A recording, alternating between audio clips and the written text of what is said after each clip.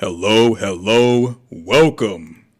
It's showtime. Hopefully everybody's having a good day. Almost the end of the year, December 30th, when we're starting this broadcast. Got a lot of topics. Let me fix my chat.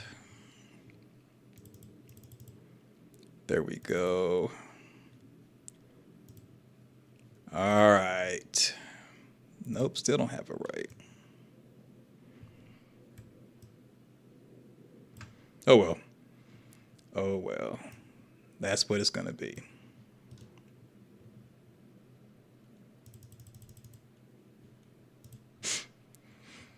Yeah, so welcome to the show. Please thumb up the video, share to your social media, subscribe, click the notification bell, all that good stuff. All right, let's begin.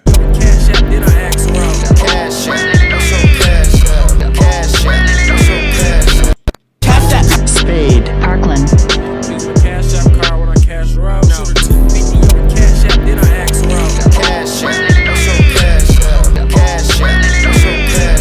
Yes, please donate if you so inclined to want to. That would definitely support the channel and support creating content. We're going to start getting some work done, family. So please get them donations in. Get them in. $. Spade, Parkland. Yes, get them in. So the first thing up on the agenda is talking about or reacting to Dr. Umar Johnson. Dr. Umar talking about Eminem. Eminem is one of the best rappers of all time. According to who? You, rap fans. Let me say something to you. And this is going to my African fundamentalism.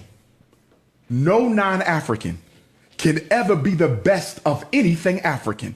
It is an insult to the ancestors, it is an insult to the race, and it is an insult to every black person. Do you think I could go to Palestine and be the best anything of Palestinian culture? You never see that. You think I could go to Israel and be the best of anything in Israel, whether it be a cook, an instrumentalist, a dancer? Hell no. And we have to stop naming non-African people, Joe. But I disagree. Stay with me though. Let me finish this. We got to stop naming non-African people as being the best of any aspect of our cultural product. Joe, I think you because can. It is an insult. You can. It is an insult. We can acknowledge that the talent is the. Yes, I can acknowledge Eminem's title. We should. But let me tell you. Go ahead. For you to put him at the top, Let me ask you this. that's white supremacy, bro. That's No, see, here's the problem. Here's the problem with the Pan-Africanist and the pro-blacks. They think that stuff that we don't own and don't control is ours. Now, I get it back in the 80s, maybe the 70s when rap or hip hop was first started, street level. Yeah, it was made by black people and to a certain extent, even Latinos and the Hispanic community. But once the corporations came in and they asked the street hip hop people, hey, can we sign you to our company? And when people who were on the streets, the underground, when they saw the deal that the corporations were trying to give them, they said no. And so the corporations backdoored, and what they did was they found people who could look like the people who were famous on the streets. It could sound like them. And they just signed the imitation, and the imitation is what got pushed to the forefront, which can be arguably such as Run DMC. They have been regarded as being a imitation version of like another group, allegedly. So when the corporations first started coming in and taking over hip hop and pushing people out there on the radio, music wise, including music videos and whatnot, magazines, movies, television, when the corporations started to push the imitation people out there, it no longer was black people music. It became corporation music. And that's the reason why when going to sign a contract, they have a whole bunch of stuff in there where they own you, they own your name, image, and likeness, and they tell the hip hop artists what to say, including using the N-word. I mean, think about it. What benefit is there for a black person to put in music that's going to be consumed by the public, what benefit is there to use the N-word in your music? When the N-word has been derogatory towards black people since the beginning of, we'll just say, America. And what they'll do is they'll tell you, oh, well, it's our word. The N-word is our word now. We control it. It's our word. No. It's not your word. You just changed a variation of it so that you can say it and have it on the radio and not be censored. Based liberal. And I know what you're thinking. No, that's not the case. We took it over. It's our word. It's this and that. No, it's not. It's never been a black person's word. It's never been a black person's word. And when you go to a hip hop concert, majority of the people in the audience are white people. So while the black person's on stage, who's owned by a corporation, with the corporation paying the artist, the corporation paying for the shows, paying for the music, studio time, the contract. While even though it's a black artist up there, the stuff that's being said, which is derogatory towards black people, the black community, using the N-word, so on and so forth, it's being rapped to white people in the audience.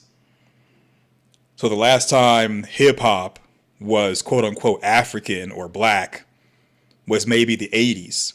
And that's early 80s at that. Since that point in time, it has done nothing but degrade not just black women, but black people in a whole. Because it used to be about the struggle. Now it's about twerking. It's about doing street pharmacy stuff. It's about gangbanging. You got the drill music, the gangster music. Hip hop is not ours. So saying that Eminem is the greatest of all time, it would not be far from the truth, simply because a system that was created to take it from black people and have someone who is non-black be at the top of it, it just makes sense. I mean, look at Kanye. Kanye has come out recently and he's apologized to the Jewish community in Hebrew. We're going to go over that. I'll find that. We'll talk about it. And there's so many different people that when they publicly come out with their opinion, they're having to bend the knee. They're having to bend the knee. And with them bending the knee, they backpedal, they backtrack, they go back in the hole. Other groups aren't having to kowtow to other groups like black people have. D's nuts. So if anything, it's not black music. It's not African music. It's their music, the corporations. You could say, well, it's white supremacy, but when I hear the hip hop music since the late 80s to right now, all I'm hearing is white supremacy, black inferiority. I don't hear Dr. Umar Johnson leading protests to go against that stuff. No, he wants black people to be known as at the top of the hip hop industry, even though hip hop is anti-black. White supremacy. What's white culture? I don't see Eminem building those schools and hospitals. We gotta I don't stop see inviting DJ people to the Khaled cookout. building those schools You and know what I'm saying? hospitals. I don't see DJ Vlad building no damn bets and supermarkets. Yo, I'm asking. Hell no. Doc, let me ask you a question. Ain't no. Ask you a question. Well, okay. There have been lots of non-black people to build schools and hospitals. And I mean, basically America. You could say, well, we built it as slaves, but they owned black people and taught black people how to build the American way. So while black people were and have been owned by the dominant society, building for them, building from them, being owned, yeah, they have built almost everything. Even though it's your two hands, you're not in management, you're not in supervision, you're not controlling anything. It's been 100 years since Emancipation Proclamation, and there's no black industries. I'm telling you, you could say hip hop is a black industry, but it's not. Not on paper, not financially, not legally, no way, no how. So Dr. Umar has done something great. We're going to go over that. But as far as this thing with Eminem, Dr. Umar is wrong. You don't think Eminem is one of the best rappers? Yeah, he's wrong. He's wrong. Now, taking a side step, I just want to highlight something. Because Dr. Umar, he has done something great with the school. I don't want to take that away from him.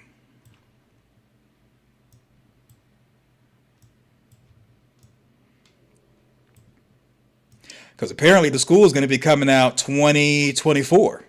And if so, it's a great thing, but there's a asterisk to it. Donations.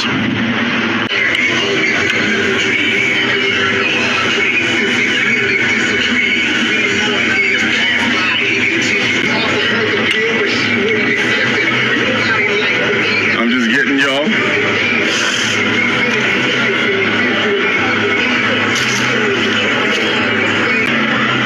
Brother Tone from Nashville, tell him why it was important for you to come up and be with us today, brother. Gotta get done. Our brother Tone drove up from Nashville, Tennessee. It's called dedication, and he's on the Loyal Donors Club. You understand? It's not a game. Okay, sign up for the Loyal Donors Club. Click on bronze if you can do $50 a month. Click on silver if you can do $100 a month.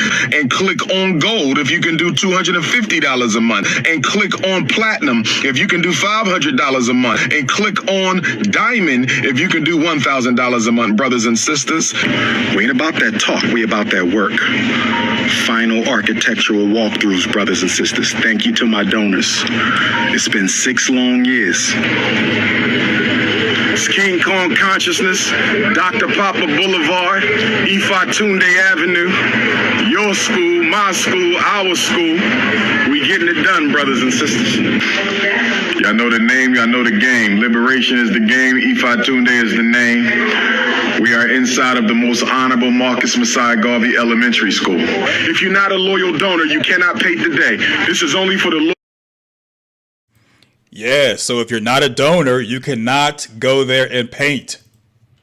Uh-oh, stinky. So the school is supposed to be opened up 2024. That's next year, sometime next year, I don't know. And I will say that, yes, Dr. Umar is someone that a lot of people like, and that is very important when it comes to leadership. People have to like you, they have to follow you, they got to believe in you, and people believe in Dr. Umar. Now, you might say, well, he scammed this person, he scammed that person, allegedly. And, there's an argument for that. However, if based off what I've seen with the videos online, the school looks really good. He's doing the work. He has put the work in. The only issue that most of us have with Dr. Umar is when he starts speaking on trending topics, when he starts talking about not community issues, but like entertainment, like with Eminem that he just spoke on, we think he's way off. But in regards to the school, that looks really good. People are out there painting, and it's going to be a value add. I think it's a good thing. But the thing about it is that I haven't heard a plan as far as how the school is going to conduct business. So basically, the school is more than likely going to be tuition based at the academy. And with it being tuition based, that means majority of the people who are in the black community, who, let's just say, have issues and struggles, most of them more than likely are not going to be able to afford to go there. Pays to win, still loses. And Dr. Umar said that the people who can go to the school are going to be donors only. So tuition based, donors only. This school is not for the black community. This school is for the black privileged. And that's usually what ends up happening when people who are pro-black, pan-African, when they do put out something that's meant for the population, the idea is supposed to be for all, or for poor and broke people, or people who are disenfranchised, at-risk community, if you will. But usually the people that end up being able to only go there are black people who are doing well in the current system of white supremacy.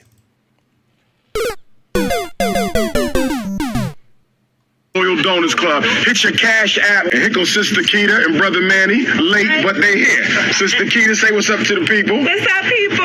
Representing Philly by way of Carolina. Brother Manny, what you want to say to the people today? Out here representing FDMG, getting some work done out here, you know. It's coming. And still pushing. Get your donations in, family. Don't just do it once. Don't just do it once. Okay? Donate every week. Donate every month. Donate every day. Donate every other week. Whatever you have to do, family. Because when we have the grand opening, if you haven't donated, you can't come. If you haven't donated, there's no need for you to be walking in my doors. FDMG. If you have not donated, it is no reason for you to be there or no reason for you to come.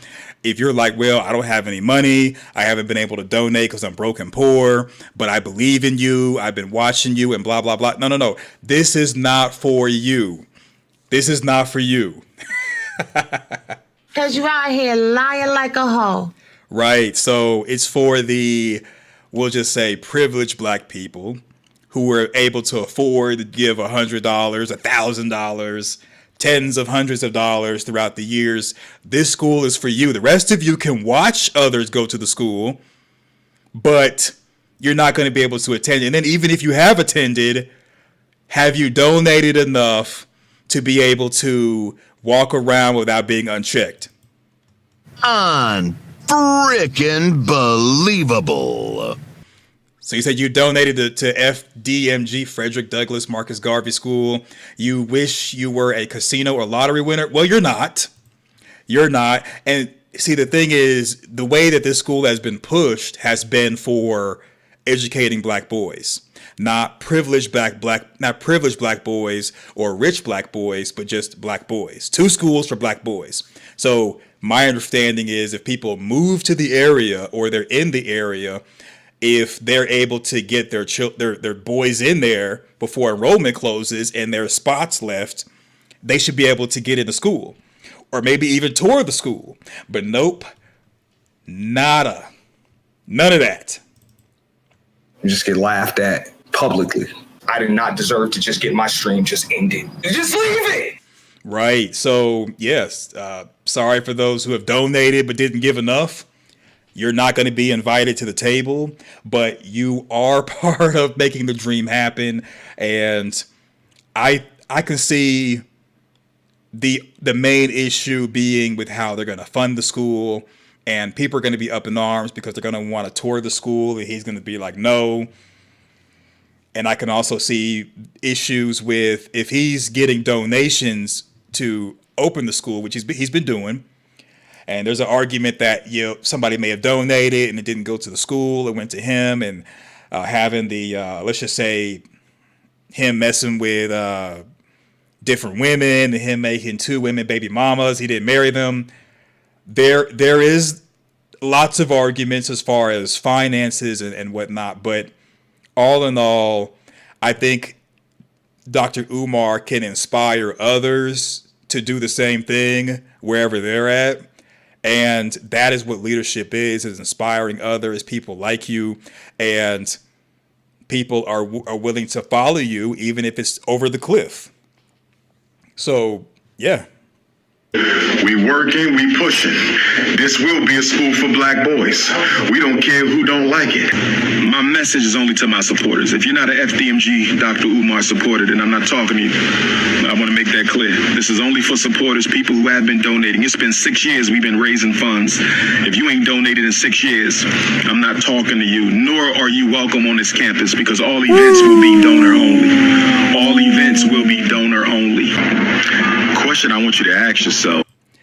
If you have not donated, and I'm telling you, if you have not donated enough, you are not invited on the campus that you helped pay for.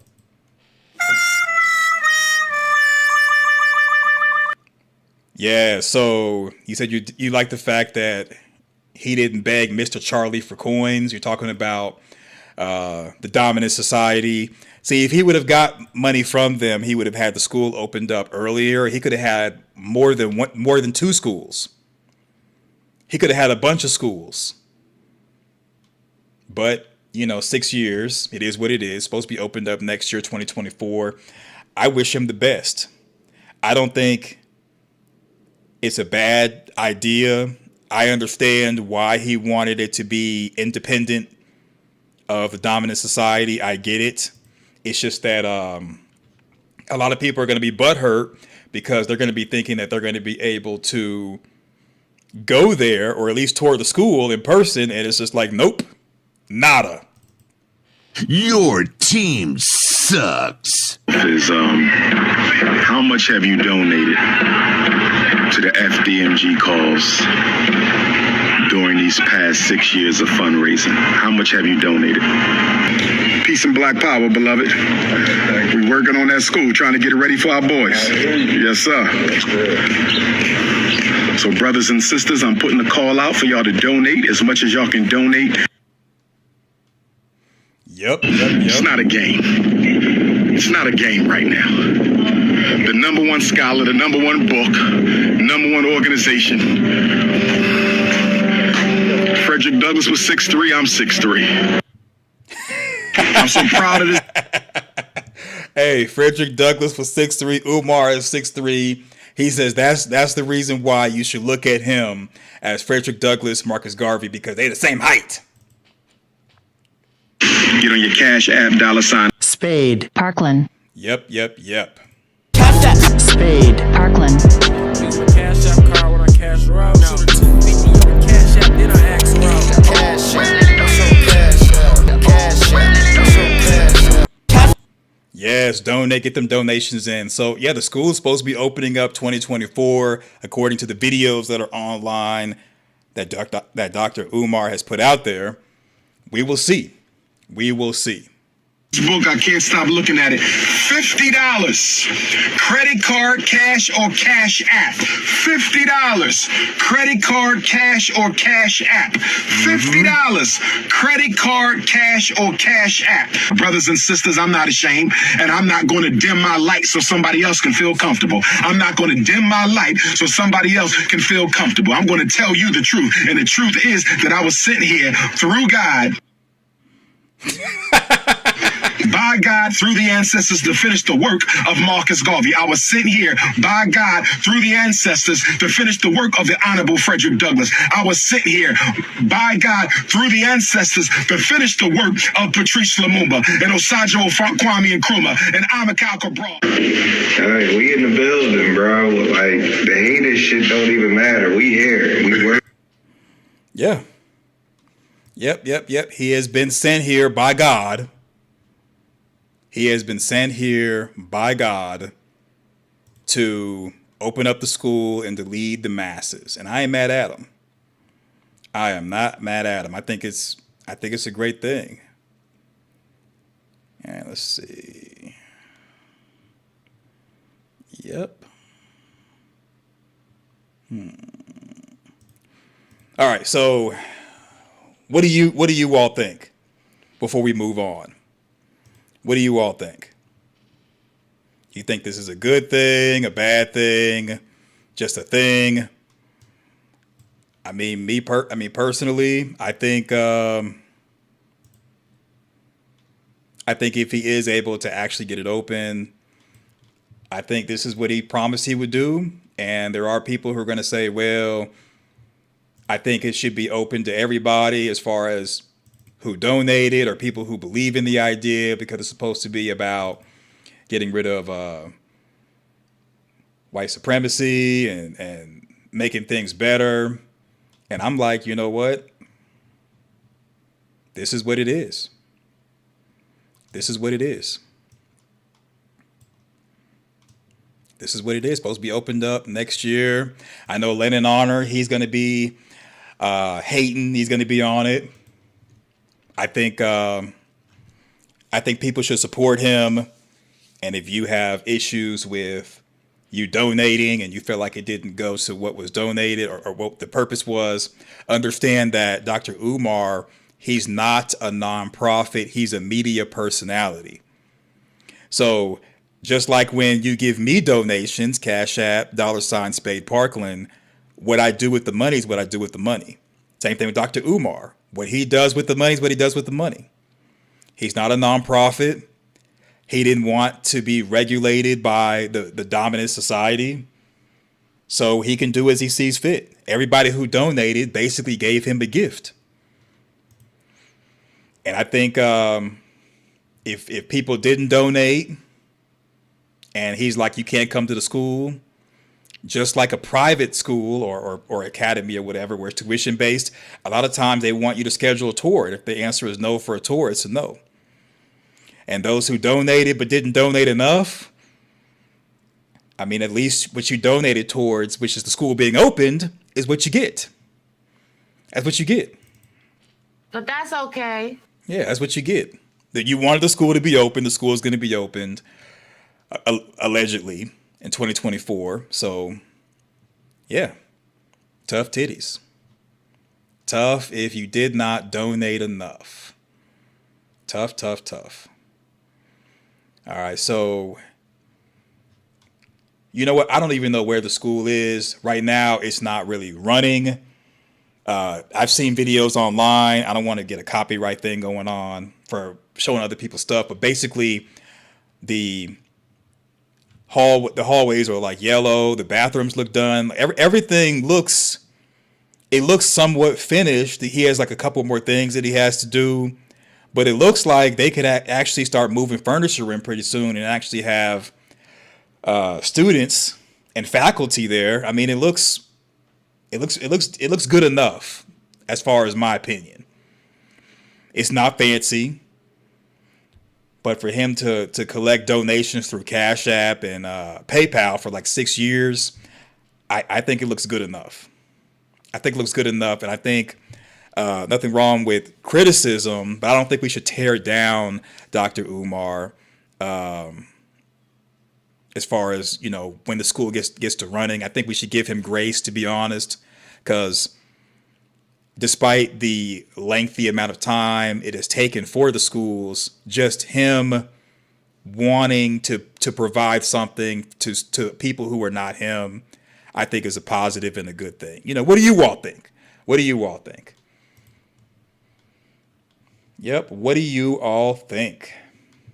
All right, so if the school does open up next year, I say, you said once it's open, you'll donate. Well, okay, that's great. Because I'm sure he'll still be collecting donations between now and when he passes away. So I think that'd be great. And I wish him the best.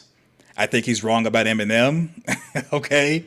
I think he's wrong about a lot of stuff when he talks about celebrities and trending topics. I think he's all the way wrong. But as far as needing more schools for people who are at risk as far as population, I think it's a good thing.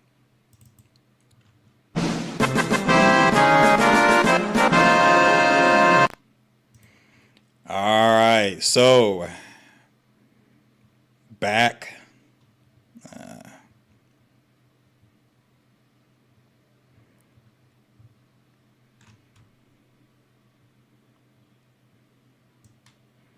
I'll see, I always mess this up. All right. So moving on. An older lady's reacting to the amount of money she lost in her 401k. So if you've been listening to me for a while, you know that when you have a 401k and even an IRA, anytime the markets take a hit, a stock market, or the economy goes bad, or things go topsy-turvy, the hit goes to your 401k. So the 401k was created back when it was the New Deal with America, that's Franklin D. Roosevelt, and that after the Great Depression, rich people, instead of wanting to use their own money to invest, they want to now use working class and lower people's money. And that's what your 401k is really designed for. Your 401k is basically you put money into it. Maybe the company you work for matches it. Rich people take the money in your 401k. They invest in the stock market. Whatever they make, they keep. Any losses that are incurred get passed on to you. So a 401k is not really a good thing. Now, if you don't have anything else, it's better than nothing. But this is why this older lady is going to be reacting, and she's going to be having a fit Tell me about your 401k. Does this answer the question? This is what it was in 2005, 2007. You're down below 2005. Right. Another one went down almost $40,000. One was 88,000, and then it went down to like 50. How old are you? 54, and I live alone. I don't have any children. I've been a career girl all my life, and it's Yeah. The 401k was that was her safety net, her nest egg, if you will, and it's looking like nothing is in there. And the thing about it is, when the money is lost out of when the losses are passed on to the 401k holder, like this lady on the screen, there's nothing you could do about it. You can't write it off on your taxes. You can't negotiate. What's in there is in there. So imagine you have a savings account at a bank and you log on to your bank account and you had $1,000 in there on Monday, and then Wednesday when you log in, it's only like $200. Just leave it. No, we're not going to just leave it. The losses that rich people incur gambling or investing with your money, those losses get passed on to your 401k. I've been saying this for years. And people will say, Spade, you don't know what you're talking about. My 401k is safe. Okay. It's safe until it's not safe. Now, you might not receive a dramatic decrease from $1,000 to $200, and like in the scenario that I gave, but you can and more than likely will get hit with stuff, especially now, right after the pandemic, going into 2024. Check your 401k because it may have went from triple digits to double digits.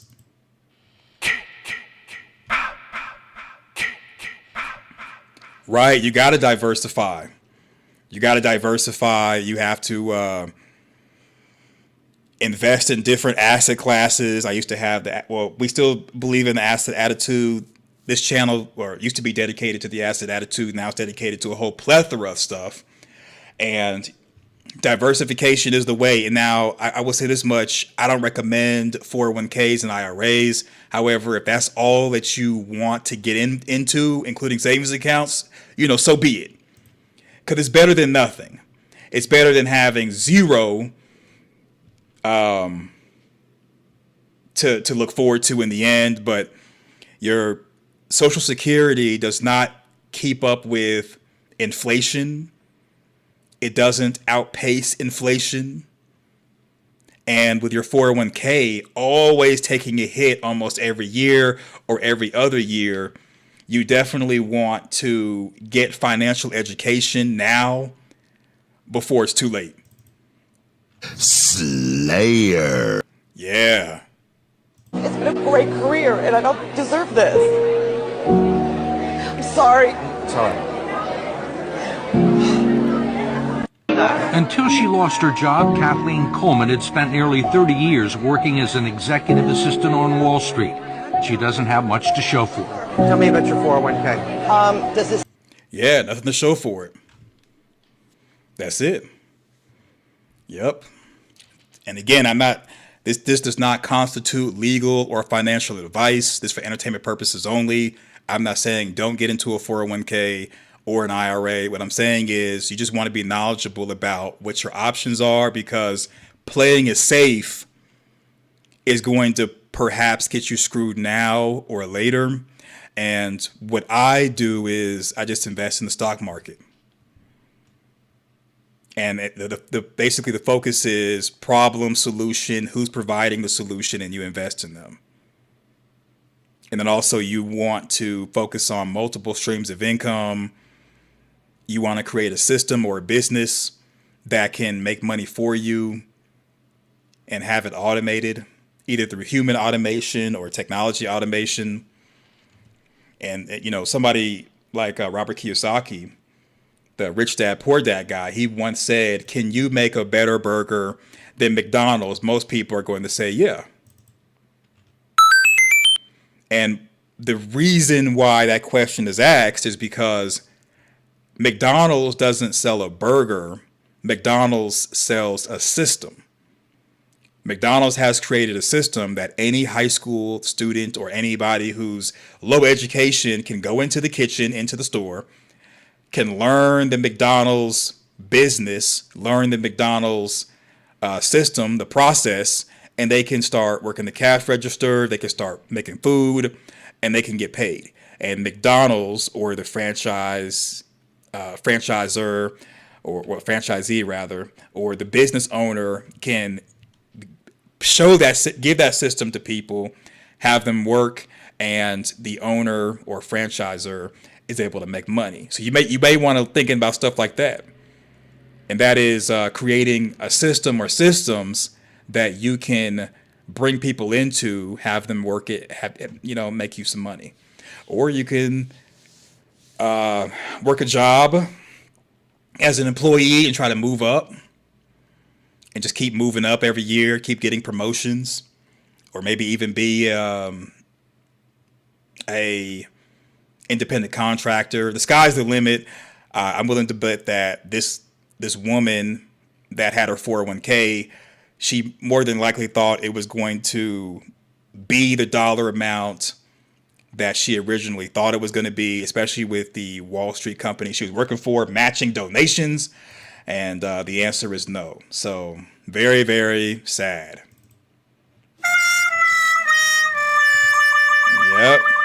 Yep. And that's just how it is. That's just how it is, unfortunately. Not really much you could do about it. So, yeah.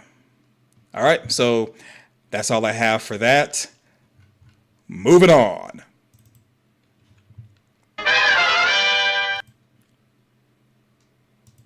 How much you need?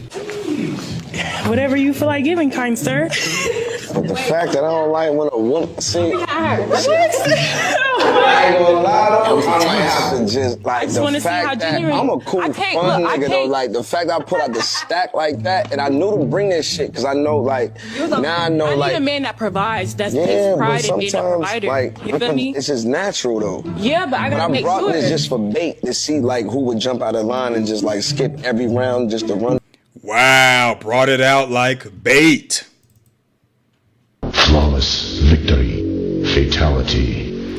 Yeah, the other day there was a stream did a couple days ago where a woman named Jess came on the panel with an avatar in a bikini, and she's talking about she wanted a guy that made $500K, and you all have to understand that you all sound like parasites. You all go on these dating shows. You guys come on these panels. I want a man who provides. I want a man who makes $1 million a year, $500,000 a year. I want to be able to rest in my femininity, blah, blah, blah, blah, blah. Finish her. Understand that it just sounds weird because, number one, you should be paying your own bills and taking care of yourself. Now, if you're like, well, I want someone to take care of me, okay, we understand that. But while you're looking for someone to take care of you, you should be taking care of yourself. And a lot of you all are not. Game over. And with the fact that you all more than likely are not taking care of yourself, you got debt, a bunch of bills you can't take care of. You have children by different guys that you're struggling with. We hear the struggle in your voice, especially when you use key words such as rest in your femininity. You want a provider male. You want a man who's going to pay all the bills. If a guy lives alone, he's already paying all the bills. But what you're really wanting, and we all hear it, what you're really wanting is someone to save you. Simping activate. And a lot of people who actually have the means to do that, they see you coming a mile away. They see you sounding like parasites, and they're going to dangle money in front of you. They're going to dangle it in front of you like a carrot on a stick. And they're going to play around with your mind and play around with your life while you're thinking that you possibly have hit the jackpot. Right, bum chick babble. And there's nothing wrong with wanting a man who's going to pay all the bills and provide for you and everything, but most of these women, they're not even talking about being wives. They're just talking about someone coming to save them, and it just sounds very parasitic. Into the bag. We all want money. They probably just was like, nah, because the money come with some genuine shit. You get more when you're genuine, though. I'm a genuine person. But the fact that you got out of line, we gonna be no. The fact that you got out of line and ran up to that, she did. Crazy. I want it. Damn, that's a no. Like I at the can't end of fuck the with day, that. still everybody want money at the end of the day. I want money. Wait. I want money. I want money too. You can't get it. Damn. I'm gonna put this in your hands, bro. I ain't really gonna fuck with it right now. Like, yeah. I'm already on payroll. No, I ain't even on that. I need a man that takes pride in being a provider. We're here to compete for you and to see if you're a good match for me. A good match for me is a man that takes pride in being a provider. So that's why I asked you that, really just to see what you was gonna say. Well, I know, baby. You see how goofy that sounds? Emotional damage. It just sounds really goofy. All these divestor talking points, level up talking points. It just sounds like you're talking to a robot when you hear them rattling off all these catchphrases. And whenever you critique on how they're coming at people and how they're talking, you'll be called dusty, you'll be called beta, you'll be called this, you'll be called that. And it's just like, look, we're trying to help you out. What the fuck? The girl in the blue, and she ran from way the fuck over there, and she like... She left, bro. She left? After you put the money back in, she left. Man, get her the fuck out of here. Like I ain't with none of that act. Can I have some money? Damn. How much you need? Whatever you feel like giving, kind sir. The fact that I don't like when a woman... See? Yeah. Yep. It just has thirsty vibes and needy vibes, and it's a whole mess. Yeah.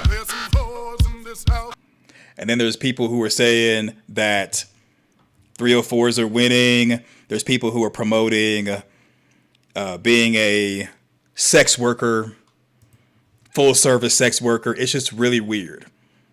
I understand, we all understand, but understand that in reality, outside of a panel, outside of the internet, it just looks really, really weird. Looks really, really weird. And yeah, and so it was just, kind of like sidetracking.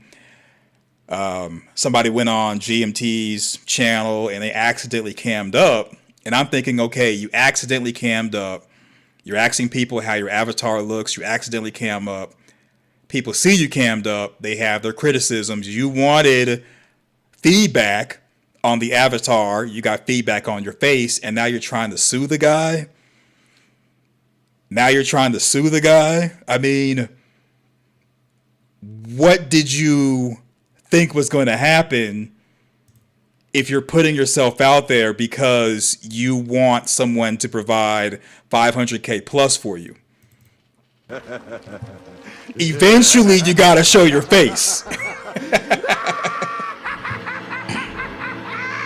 Now, nobody deserves to be cyberbullied. No one wants to be dragged and roasted. I get it. But if you're around with a avatar that screams thirst trap, and I'm needy and I'm desperate, and then you accidentally cam up and you show your face, and people don't like your face, well, then your face may be the reason why you're not getting what you're wanting to get in life. Because I'm pretty sure there were people who liked your face, and the only way you're going to be able to get what you want is by putting yourself out there. And it just becomes very clear that people really don't want what they say they want. Got him! Got him!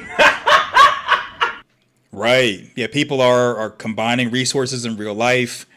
Nope, there's just no room or time for parasitical behavior in this day and age. And if you do want to get with someone and you want them to provide and everything, make sure you're providing for yourself so you're not out here looking crazy thinking that someone is going to come rescue you. And another one gone, and another one gone. Another one bites the dust. Hey. Yep. All right. That's all for that. Moving on.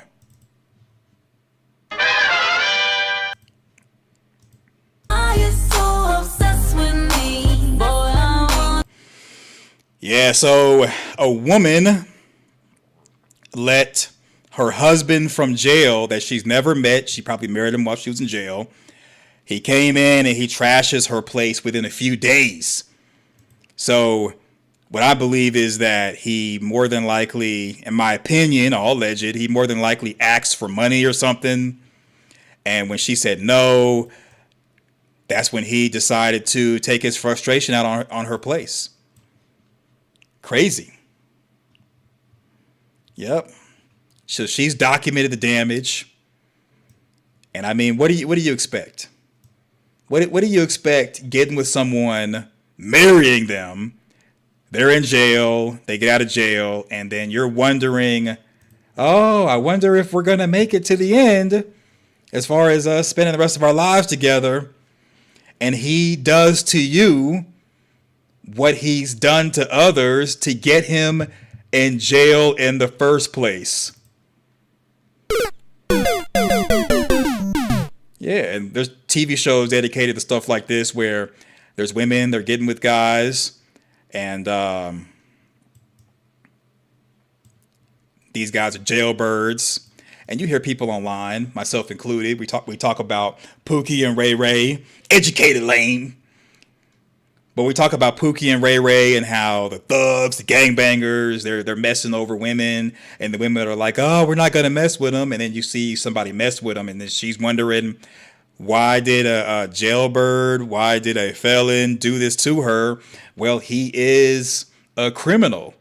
He's used to being criminal. And what he did to you was criminal. Pays to win, still loses. Yeah, so she took an L, unfortunately. And, you know, my heart goes out to her because she thought she had a winner, and turned out that she did have a winner, because in him trashing her place, I'm willing to bet that he also robbed her.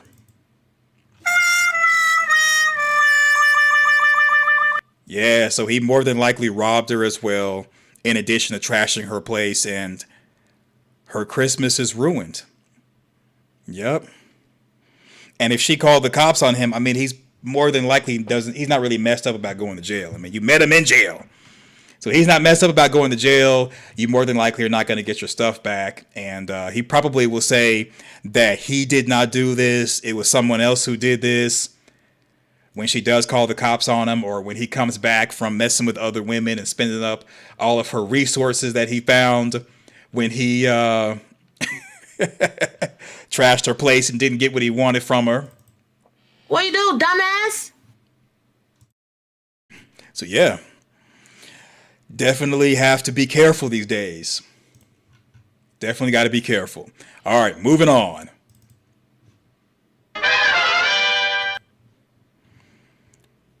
So what happens to your debt when you pass away? I've always said that when it comes to people who are part of the retirement class, or they join the retirement class, that they might as well, and this is not financial advice, this is just for entertainment purposes only, they might as well take out a bunch of debt and use that to help out the family. And then when they pass, and then, you know, only have their name on the debt that they take out. And then when they pass away, take it with them. That, in addition to life insurance, may give people who are your family a down payment on a new life. Now, I know you're probably like, well, when I retire, I want to focus on myself. I want to check out. I want to do me. And hey, if that's what you want to do, cool. But for those who are still getting in people's business, they're not really checking out, they still want to be involved. Yeah, take out a bunch of debt, take it with you when you pass away, and in my opinion, give your family the resources that you probably couldn't give them while they were growing up. So who's responsible for your debt after you pass away? Debt doesn't simply disappear when you pass away, but that doesn't necessarily mean someone else has to find a way to pay off your debts. Creditors can collect what is owed from your estate. So if you are well off, if you're rich, they may come after the home, they may come after your vehicles, they may come after stuff in your name. But if you're broke and poor, like most people are these days, you could take out the debt and take it with you and help out your family. You could help out your family. And there's different things like a trust that you can set up with a lawyer or with your financial institution, like your bank, credit union. You can set up a trust and pass a lot of assets to the people who are surviving when you pass away. You could do different things to help people have a better life than you had, or give them a better life that you weren't able to while they were growing up.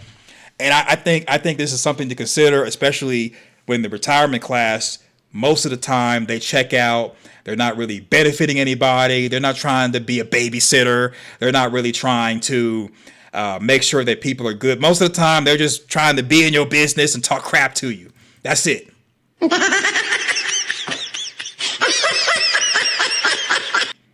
Well, some people might be able to get loans in their retirement if they can justify it. And there's different ways you can justify getting a loan while you're in retirement. You could say that I want to use the money to improve my home.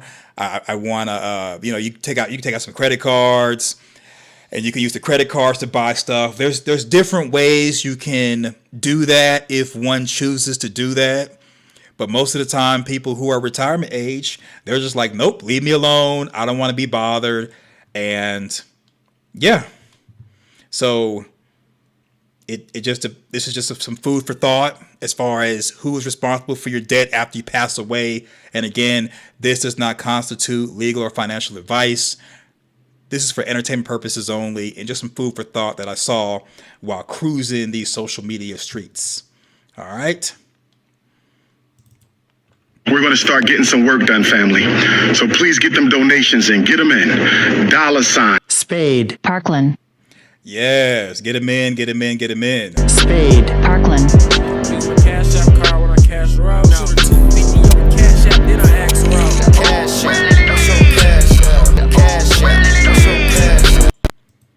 All right, yes, that is the sponsor for today's stream, which is those who donate.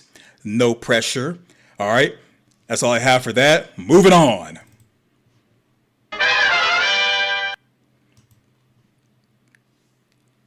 So apparently, Cardi B had spent time at Offset's place. Well, Offset and Cardi B spent time together for the holidays. Understandable, because they do have, I think it's 2 children together. And with them having 2 children together, spending time with both mom and dad in the same place, it makes sense. It makes sense. Well, so people were saying that Cardi B and Offset had got back together. Cardi B was upset. How dare you suggest such a thing? Even though I have over the years left Offset and came back, or said I was done with him and came back. How dare you suggest that I may have left this dude and now I'm coming back? So we're going to listen to information regarding this, and then we're going to listen to Cardi B going off on the fans. What's up, guys? I'm back again to talk about what's going on with Cardi B. Y'all, do you know that Cardi literally got online to scream at her fan pages about Offset? And yes, we screenshotted the tweets about her being back with Offset. She then went on to fat shame and threatened to murk one of her fan pages. Then she started screen recording. Then I guess her publisher, her managers, and all those people got wind on her acting the fool on Al Gore's internet. And she had the nerve to say, this is fake. Nuts. Baby, did Cardi just pull an Offset and say that her account got hacked? And y'all, if that don't make things bad enough, Cardi says she gonna get back with an Offset to teach her fans a lesson. Y'all. Yeah, that is bird brain behavior. I'm climbing up Mammy Mountain where I can save him. I'm climbing up Mammy Mountain so he can cheat on me. I don't mind if he calls me trash. He can even beat me. I'm climbing Mammy Mountain, Mammy Mountain. I'm a big mammy. He can cheat on me. He can beat me. I'm sad. Yeah, it's a whole mess. Whole mess. And we're going to hear from the lady herself. Let me do this the right way.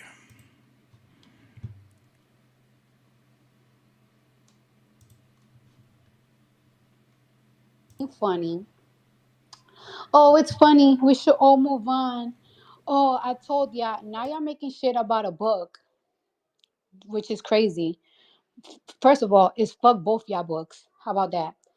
But I just find it so fucking funny that y'all think it's so funny that I have to fucking scream at y'all and everything after I was having a good motherfucking day with my kids and all that shit. And what bothers me is that it's like y'all think it's so funny because y'all kept dragging and dragging, dragging. I'm pretty sure that Ken Barbie was telling y'all privately, yo, she's not with Offset. She's not with Offset. But of course, y'all kept going and y'all kept going because y'all want to fake try to prove me a fucking point.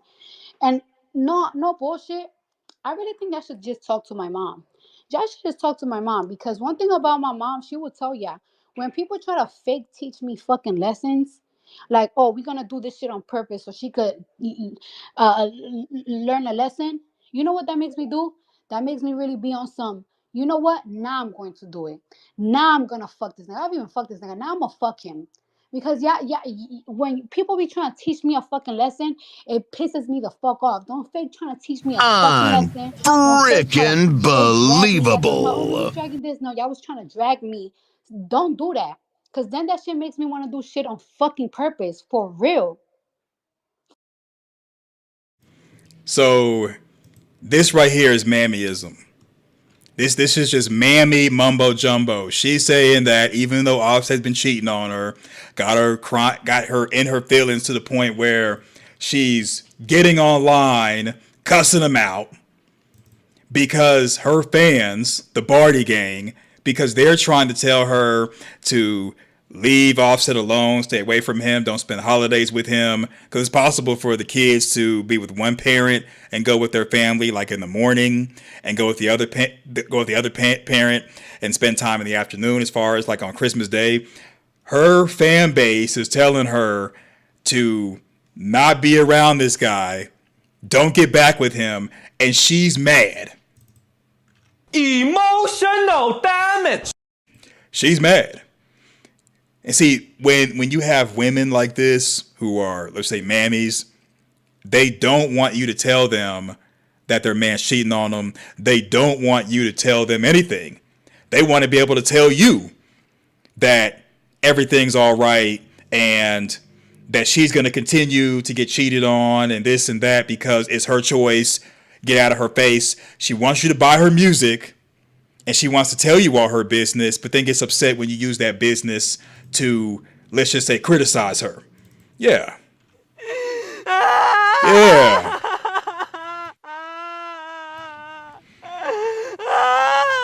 And please believe she will fight you. She will fight you harder than she would fight the dude that's actually doing her wrong. Especially when you're telling her stuff and she doesn't want to hear the truth. She really wants you to lie to her. She wants her fan base to tell her to go back with him, that it's okay to be around him and spend the holidays with him. That's what she wants. And a lot of women who have not had enough, this is what they want, this is what they do.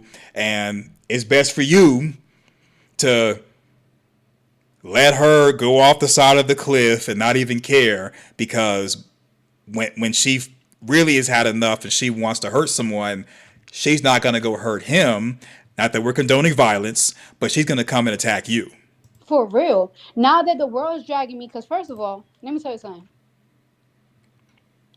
Nobody was dragging me. I don't see the GP dragging me. I don't see people that don't fucking like me dragging me. All I was seeing is y'all for hours. It wasn't like, oh, y'all was pissed off and y'all dragged me for 1 hour, 2 hours. Y'all been talking shit about me for fucking 6 hours, trying to make fucking viral fucking tweets talking shit about me for hours and hours and hours and hours. Y'all insulting me. Then y'all put my fucking kids on shit. Yeah. Don't save her. She don't wanna be saved. Don't save her. She don't wanna be saved. Don't save her. Nah, she's not thinking about her kids. She wants him. Then on top of that, y'all start insulting my music. And y'all start insulting everything else. And it's just like, this is why I said from the beginning. This is why I haven't even been on spaces. This is why I haven't been on live talking to none of my fucking fans. This is why I haven't been on Station Head. This is why I haven't really been fucking with y'all. But then it's like, I should be like other fucking celebrities. Like, y'all be like, oh, she shouldn't be doing this like other celebrities. They don't do this. They don't address shit. Yeah, this is why I also should be like other celebrities that don't fucking talk to their fucking fans at all. Because I started being nice with y'all again. And guess what? For what? Y'all motherfuckers are sending me a fucking book so y'all could just fucking drag me 3 days fucking later. And y'all was dragging me. I wasn't even dragging anybody else. Y'all was dragging me. But now when I went, I'm pretty sure I can't tell y'all that I was single. No, y'all had to fucking literally hear me outbursting, telling y'all that I am. Oh no, it was all fun and games. It wasn't fucking fun and games to me. Now I'm getting dragged by fucking everybody because y'all couldn't just shut the fuck up about something that I'm pretty sure the motherfuckers was telling y'all is not what it is. Yeah, see, I'm telling you, she's more mad at the Barty gang for telling her the truth than she is at Offset for having her live a lie. Yep, that's the problem. Is that Cardi B, she's insecure. She doesn't like the way she looks. That's why she got all that plastic surgery. She's insecure. She believes in what everybody says. She wears her heart on her sleeve. And that's why she's in her feelings. That's the reason why she's struggling to make a second album, because she's worried about what other people say about her. And you could just tell by all the time that she addresses her fans and addresses the blogs, she is more fixated on what people think about her than what she thinks about her. And now y'all gaslighting me. Well, she always commenting on this. She always doing this. She's always doing that. I don't see any other fucking fan bases doing what the fuck y'all doing. At all. I don't see them doing that to their fucking face. But y'all, oh yeah, we trying to teach her a lesson. What fucking lesson, bitch? Y'all should really talk to my mom. My mom was trying to teach me a lesson, kicking me out the house. Guess what? She begged me to come back. I never fucking came back. Yeah, Cardi B is rambling because she's really in her feelings. Yeah, she's probably going to be jealous of her daughter. When her daughter gets older, she'll be jealous of her daughter's relationship with Offset and the attention her daughter gets, because Cardi B wishes that she was other people. That's why she goes all this beef that she's in. She wishes that she was other women, and that's the reason why she was calling black women roaches, because she's secretly jealous, because she knows deep down that Offset and the men that she wants and has dated, they really want black women. They don't really want her. And even though she's had all these surgeries, BBLs, got work done to her face and this and that to look more like a black woman, she's never going to be a black woman. Shots fired! Shots fired! And that's why when guys are online talking about their preference and this and that, their preference wants to have the body of a black woman, and we see them get the work done. We see them getting tans. We see them wanting to darken their skin. So while you're pedestalizing someone who has proximity to whiteness, who could pass the paper bag test, who's passable, imitation of life, if you will, they secretly want to be like the women you despise. No, no, no, no.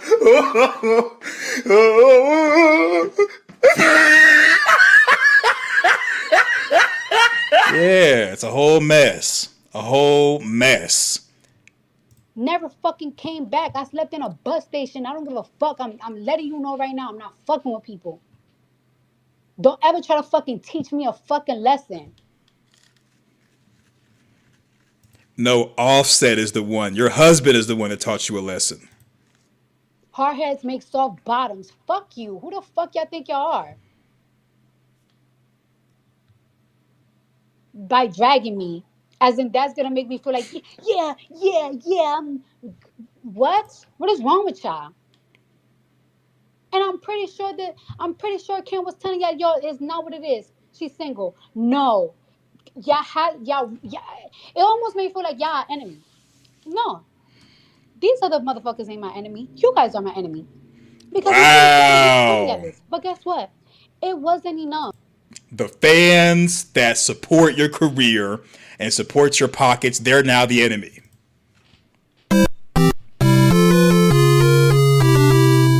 Yeah, she's wilding out. Y'all wanted me to fucking come and address it and have an outburst so all these fucking blogs could post it so everybody can make fun of me again. Like the fucking last time that y'all made me want to fucking put a fucking bullet in my shit because y'all just couldn't fucking stop. And it's crazy. If y'all don't know this is a pattern, like it's like every single time that I have a crazy ass outburst is because of my fan base. But y'all want to send me a fucking book. No, it's because you're insecure. It's because you have soft skin. It's because you have issues within yourself that you're not working on. And it shows every time you log on and you spaz out. You suck. Yeah, you got a problem. You got a problem. You got a problem. But hey, she says that she doesn't want anyone to teach her a lesson. She don't want any advice. She can give her own self-advice. Leave her alone. Okay, so be it. Yep, so be it. So be it. All right, so Cardi B basically rambles on for like another 6 minutes. No need for us to hear all that. We get the gist that you got a soft skin, you're insecure, you got problems, and you need therapy. All right, moving on. Yeah, so everybody's favorite DJ is talking about time people were smashing his woman. I'm shaming her now. I'm shaming her. I said to her, I said, yo, I'm gonna keep it a being with you, bro. And you came to my house and had two niggas just fuck you raw. I ain't seen no condom, no none. I told her, I said, yo, you should go get tested, man. Like you done. I said, that's wild, yo. You should go get tested, bro. And from that moment, she started like, because the denial shifted and she kept like trying to like pivot on the denial to, yo, nah, send me the video. Yo, I'm pretty sure I didn't fuck him. And I'm like, bro, you fucked him. And she was like, no, look again. And now I'm getting super tight because I'm like, bro, I'm not about to watch this video if you getting fucked, my nigga. Like, it's on my surveillance. Like, bro, like I was fucking with you. Like, what? You want me to watch the video if you getting fucked? Cool. She keeps saying that, whatever. She then tells me, by the way, I ain't gonna lie, and I'm gonna keep it being about everything. My homies did not tell me they fucked her. At that point, I only seen on my security cam. My homies did not tell. Remember, they woke me up that night. Yo, let us out. Let us out the crib, or lock the crib. They did not tell me they fucked the bitch that came for me. They never told me that. You know when that conversation happened, I'm shaming her now. I'm shaming her now. I'm shaming her. I said to her, I said, yo, I'm gonna keep it a being with you, bro. You came to my house and had two niggas just fuck you raw. I ain't seen no condom, no none. I told her, I said, yo, you should go get tested, man. Like you done. I said, that's wild, yo. You should go get tested, bro. Yeah, so what he's not realizing is if the dudes are not admitting to doing what they did and the woman wants the footage, it's more than likely a possible crime took place. She wrenched, blocked, dragged, get shots taken at me. Yeah. Yeah, he's not really putting two and two together that that's the possibility. And guess what? DJ Akademiks, he might be getting sued like Puff Daddy. Let this man continue to lie about me. That's not what happened. Akademiks, you know that that's not what happened. And for you to pretend that you didn't do anything, that I just went to your house and I'm just some thought, like we didn't know each other for 2 years. You tried to save yourself after your friends assaulted me. Whether or not you got drunk or not, I know that when you woke up, you were on top of me too. You raped me too. And a rape kit was... There it is. There it is. DJ Akademiks might be facing some charges. D's nuts. Yeah, he tried to shame this woman, and she's coming back and saying it wasn't consensual. Don't you know, and this is all alleged, this is not legal advice, or this is for entertainment purposes only, and we're not making light of this, but he doesn't realize that by him shaming her and saying that this thing did happen, and she coming forward and saying it happened, but it wasn't consensual, he could be facing charges. Not just him getting sued for money like everybody else, but dude could be facing some criminal charges because she's saying that she woke up and he was on top of her too. Not that he just watched some video and that's how it happened. It's looking like he's guilty just because of the fact that he was trying to run his mouth and shame her. He's looking really bad out here. Yeah. Was done. You know what? I'm going to come back with my own story. This what you wanted, you're about to get it. I've been quiet for way too long. Yeah. See, these dudes online, like on these manosphere panels, these different YouTube channels, social media channels, they're trying to get their lick back for the woman that curbed them, did them wrong, and this and that. They're not realizing that they could be somewhat confessing to something, and it doesn't even matter if she's lying or not because he looks guilty based off of what he said. Because see, okay, here's the thing, and this is the day and age we live in. It's not even about what you can prove or not prove anymore. It's a race to law enforcement. So if you say I had relations with this woman and it was consensual, and she says, yeah, we did have relations, but it was not consensual, you just admitted to engaging in some type of sexual act with her. So you admit that you engaged in a sexual act. So by her saying it was not consensual and you saying it was consensual, it's he say, she say. But these days, district attorneys are filing charges and people are being found guilty with little to no evidence. And she says, when you woke up, you were on top of me too. A rape kit was done. And she was going to be quiet about it and take it to her grave, more than likely because she was ashamed or embarrassed. She wanted to put it behind her. But the fact that DJ Akademiks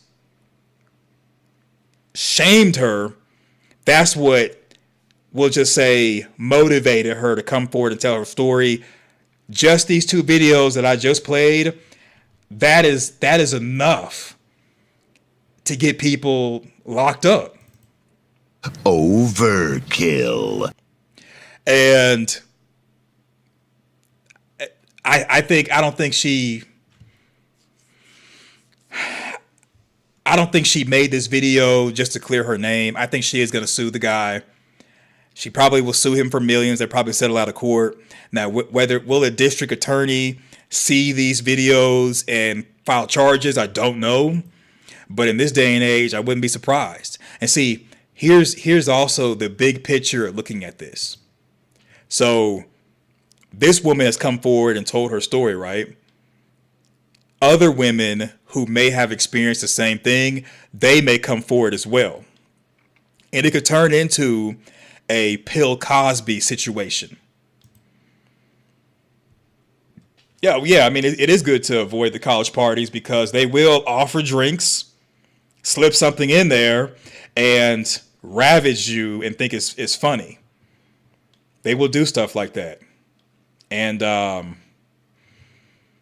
even when you go to someone's place and they're like, hey, you want something to drink? You damn near have to pour it yourself. And you got to watch them drink from your cup before you drink it because you just never know. That's how bad it is. And apparently it's been this bad since the 90s. So when Dr. Umar is talking about hip hop is our music and it's our culture and African and this and that, people have used the hip hop scene, the hip hop community to victimize people.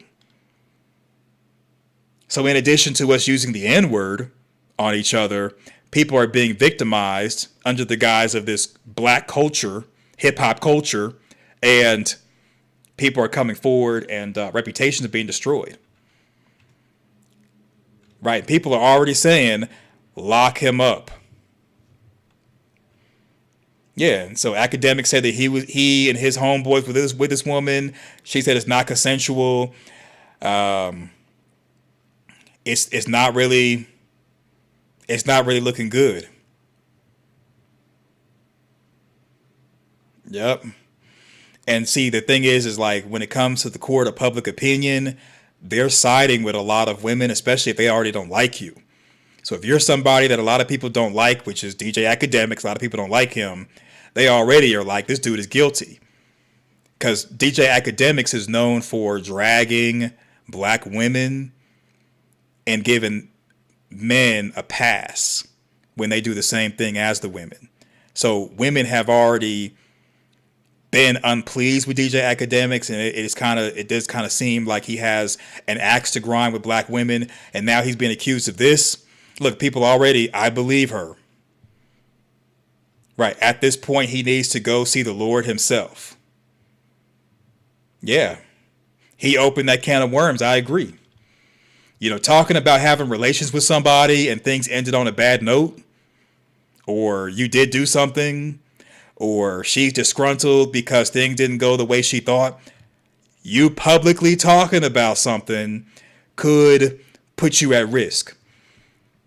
So yeah, and the after parties at events, if the after party is at someone's house or a hotel, you know it's about to go down. Yeah, exactly. It's about to go down, and you might not be a willing participant of it when it does go down. Y'all remember Kanika Jenkins? I mean, I get it. We've all been stumbling drunk before, but in my opinion, it just seemed like she was stumbling drunk for a long time, and that was just more than just simple liquor. But I could be wrong. I mean, that's just me.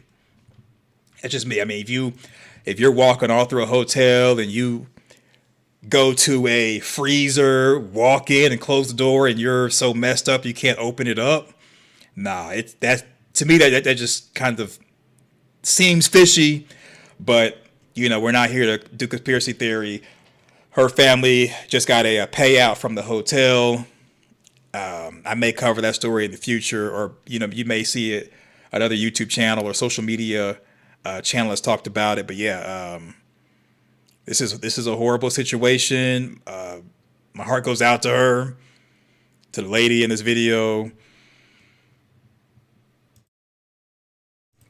It seems like ever since Cassie sued Puff Daddy and got the settlement, people are coming forward and telling their stories, and it's just not looking too good for black men in the hip hop industry now, and probably going on for years, of people coming forward saying I'm a victim, this happened to me, and people are going to believe it. People are going to believe it. So, yep. All right, so yeah, that's all I got for that.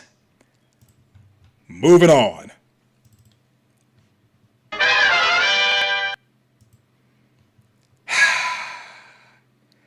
People were saying that Russell Wilson should not have got with Sierra. Sierra really wanted to be with Future. Sierra was a baby mama. She's less than, blah, blah, blah. Hey, Russell Wilson's out here. He's a whole prima donna. D's nuts. And what I mean is, Russell Wilson, he's known for trying to get people fired. When he was with the Seahawks, the Seattle Seahawks, he was good. He was good. He and the coach had a good relationship, and because Russell Wilson was really good, and he helped the Seahawks get a Super Bowl, the man had pull. And when key players for the Seahawks left, and the Seahawks weren't doing as well as they did during their Super Bowl season or Super Bowl championship season, it was expected for Russell Wilson to perform better. And he did not step up to the plate properly. And he, instead of him improving himself, he used his pull to get people fired. So eventually Russell Wilson, he got traded to the Broncos, the Denver Broncos, and he's in a situation where he's checked out. He's not playing well like he was not playing well with the Seahawks. And so in his contract, he had a $37 million injury guarantee. That's equivalent to you working at a job, and a part of your employment or a part of your salary is, or hourly or whatever, is if you get hurt, you get like disability compensation. So because Russell Wilson was not playing well, he checked out, he stopped caring, the Denver Broncos were believing that it's a possibility because he had this $37 million injury guarantee, i.e. disability compensation as a part of his contract. The man may do something risky to get hurt on purpose so that even though they're going to release him, and I think it's March allegedly, he could do something risky and get the $37 million injury guarantee, i.e. disability compensation.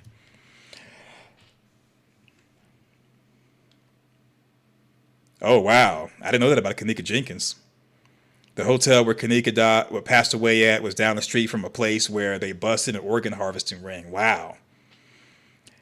That's sad. I was going to become number 2. There's been a lot of attention about the contract situation. Did they approach you or your agent in October regarding adjusting the contract, Russell? Yeah. And what can you say about that? Yeah, they just during we beat the Chiefs. They came up to me during the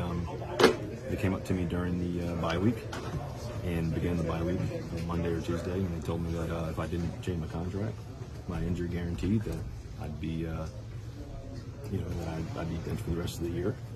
And for, I don't know, I think we had 9 games left or so. I was definitely disappointed about it, and it was a process throughout the whole week, for a whole bye week, and it was we just came off beating the Chiefs, played a pretty good game against the Chiefs. We just came off of that, so I was excited. Obviously, for us fighting for the playoffs and get on a hot streak, and and then NFLPA and NFL got involved or whatever, I think, but at some point, but. I do not blame the Broncos. Russell Wilson, he really wants to be a celebrity more than a championship level football player. And you could say, well, I blame Sierra for that. And there's an argument for that. But, if you're in the NFL, you're a star player, you're supposed to be a franchise quarterback, and you're checking out and giving up and not caring because you're just there for a paycheck. Yeah, they're like, okay, we're going to release this guy. Russell Wilson has more than likely he's not happy there because he doesn't have the pull like he used to have, where if he's playing poorly, he can't deflect and blame somebody else. Yeah. Yeah, he's tried to blame other people, blame the offensive line, blame the receivers, blame the fans. He's blamed everybody. People don't like Russell Wilson because he's a Karen, basically, and he's a prima donna and all that, and he's just not playing like somebody who would have that attitude.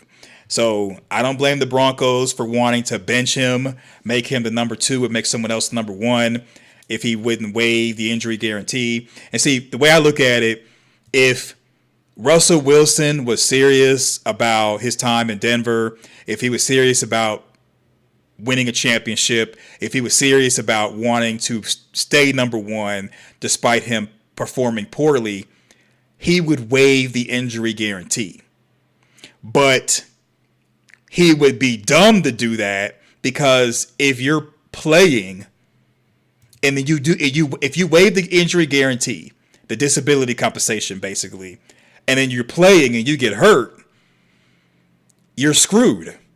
So the $37 million injury guarantee was to protect him in case he got hurt, because if you get hurt and you can't play football anymore, the NFL has no problem moving on from you. So he's smart to not waive the injury guarantee. And I could see the team being like, well, if you really want to, step up to the plate and perform better, then waive the injury guarantee. No, to me, the Denver Broncos, they were bogus for that, because, I mean, they agreed to the contract with the $37 million injury guarantee, the disability compensation. And it's like, you all, as coaches, your job is to motivate players.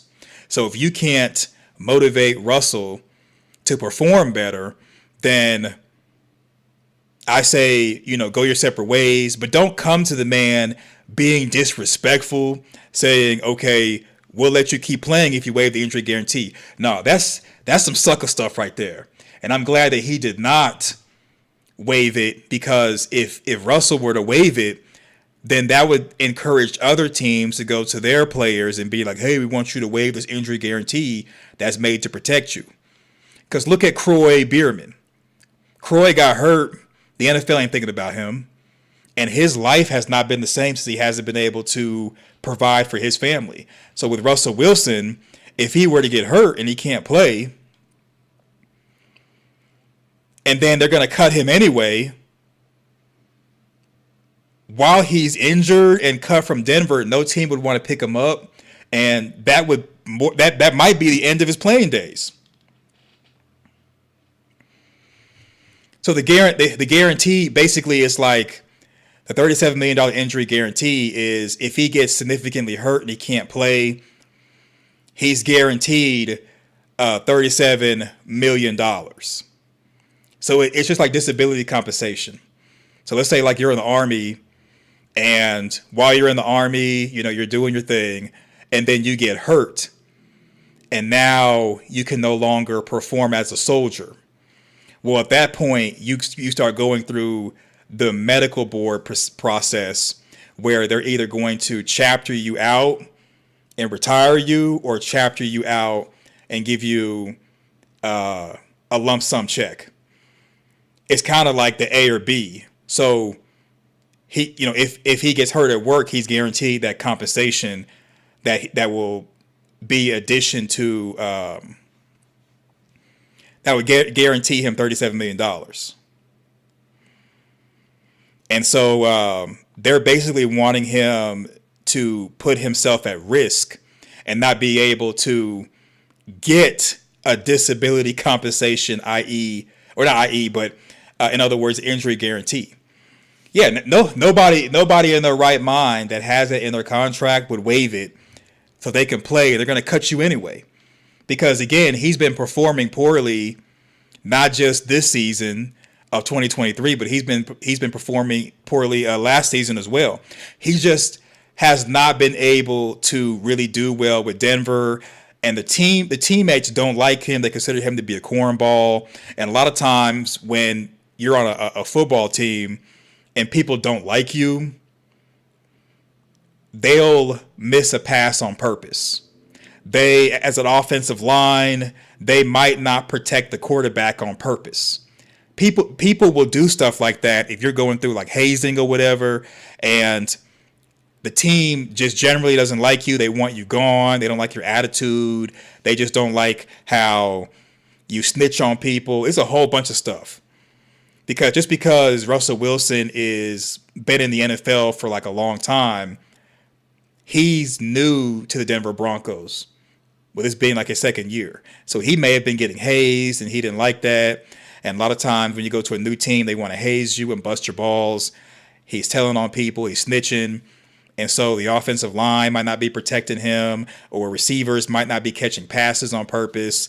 They may be doing things to make him look bad, and he's doing stuff to make his own self look bad. And so he's like, okay, you know what? I'm going to just phone it in and do the bare minimum and hope that they trade me. And the Broncos are like, okay, for you to keep playing, you got to waive this injury guarantee. And he's like, nah.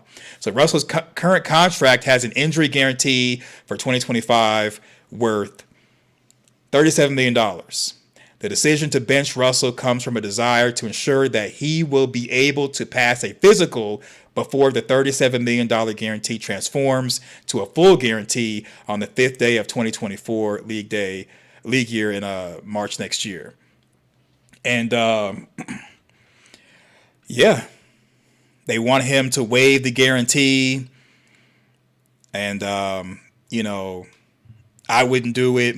And so Russell Wilson told reporters that Broncos officials approached him during the team's bye week and told him if he didn't change his contract, his injury guarantee, that he'd be benched for the rest of the year. So when they're going to bench you for the rest of the year, that basically is their way of saying that they're going to move on from you and get rid of you regardless. But if you want to keep playing, then you have to basically put yourself at risk. And to me, the only reason why, let's say, if anybody would like waive the injury guarantee and keep playing, is for him to get his stats up. Because like when he gets released from Denver, and it's going to happen next year, it's going to happen. When he gets released, teams are going to be looking at his stats to see if they want to pick him up, in addition to his reputation. So someone like him would waive the guarantee and keep playing to try to get his stats up to make him attractive for another team to pick him up. So by them benching him, they're hurting his stats, and they're kind of creating a story that Russell Wilson is a problem, and nobody really wants to pick up a problem. And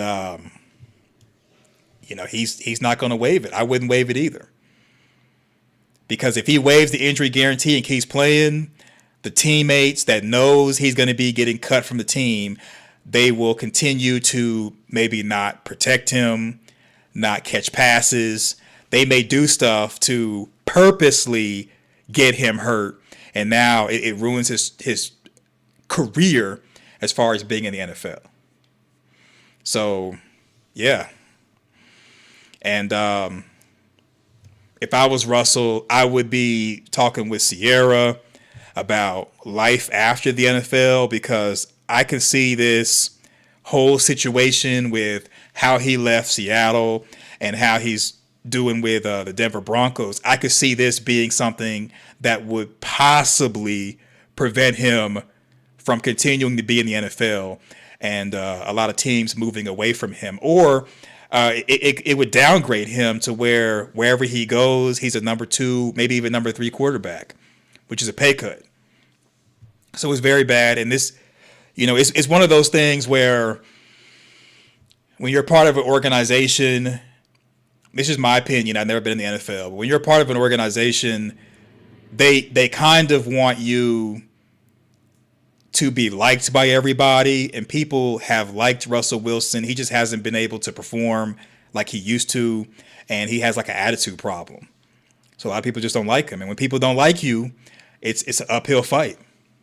Yeah. So, yeah, what do you all think? What do you all think? So now, you know, the manosphere is kind of silent on this, because it seems to me that Sierra is looking like she is the prize. That Russell getting with Sierra was probably one of the best choices that he made for his career, especially with what he's going through right now. Just my opinion. Just my opinion. All right. So, yeah.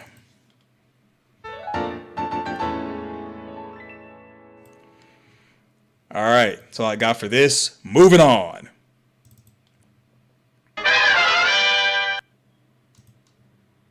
time. So, I'm glad you admitted that. So you're a cheater. I am a cheater. Because people act like they fucking never did nothing in their life. Oh, no, I'm going to tell the truth. I cheat. You do cheat. Why do you cheat? You better get married. Because to me... Somebody like, nigga, I love her. Ask me again. Why? What are the circumstances that make you feel like, I'm about to cheat? When I feel like he gets bored. When you feel like you're bored or you feel like he's bored? I'm bored. No, I'm human. Like, if I'm not happy, I know somebody gonna say, well, if you're not happy, why you stay? Bitch. It's complicated. Sometimes it's complicated. It's complicated. Sometimes I need that nigga to keep paying my bills. Complicated. There it is. It's complicated. I cheated a lot of times. So, I'm glad you admitted. There it is. Women are starting to say the silent part out loud.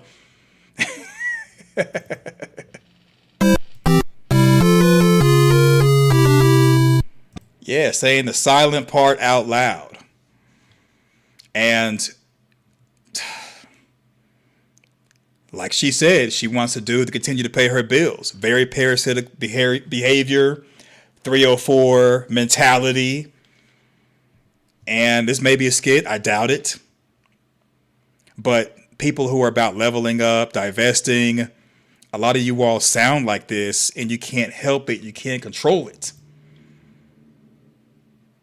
But one thing I can appreciate is at least she's upfront with her 304 behavior. Wow.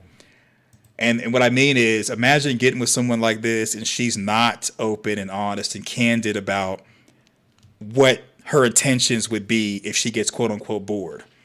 You'll be dealing with somebody who's not your woman, but she's just a woman in a relationship with you, not your wife, just a woman in a marriage with you. And she's open about, hey, you're going to be a placeholder. It's more than likely every guy that she gets with, because she believes in cheating and she's a cheater, she's going to be bored with everybody, and everybody's going to be a placeholder, paying her bills, taking care of her until her beauty bucks run out. Yeah, and so people are saying the silent part out loud. Right, shame. One should always be able to pay their own way. Well, they believe that your money is my money and my money is my money. That's what they believe. And with them believing that, you definitely have to ask a bunch of questions, search people's social media. You got to do snooping. You got to vet harder than ever, because there are lots of women these days. They feel like a man has been put on earth to serve a woman.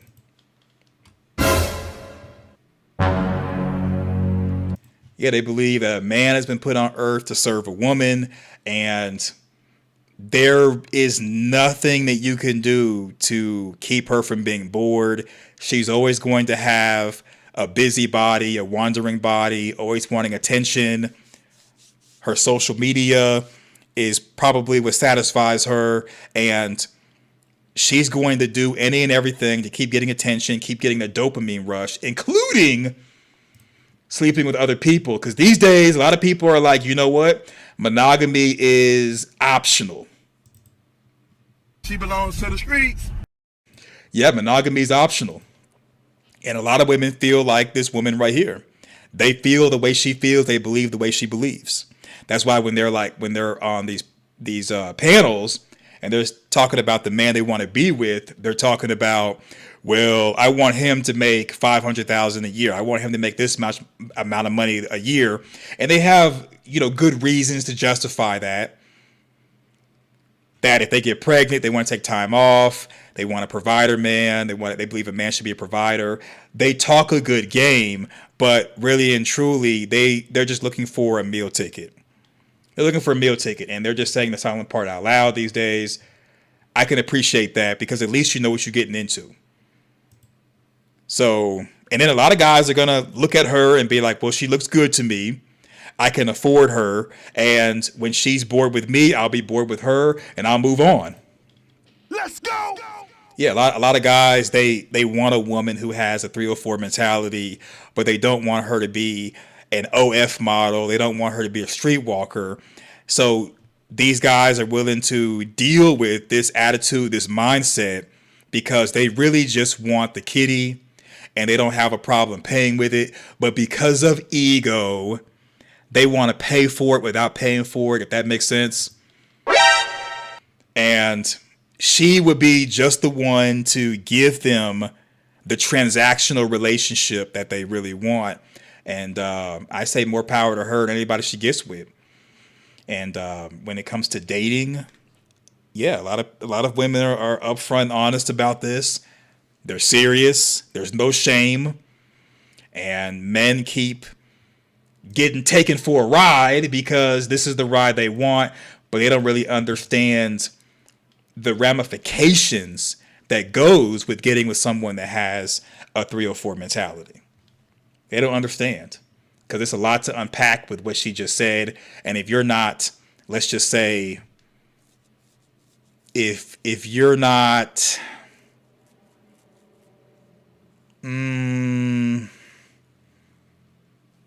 believing what she tells you, then yeah, you'll be taken for a ride. All right, so now a word from our sponsor.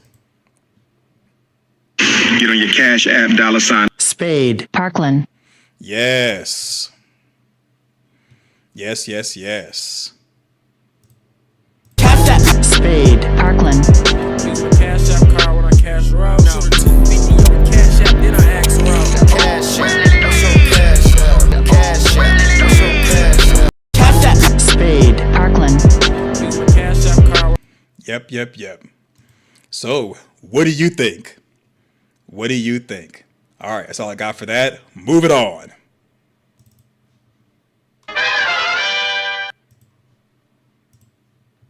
Hey, money though. Y'all literally are the same. How? Y'all both got me for once. We both have you? Yeah. She has you. She has you. She could call you right now. You about to go link up with.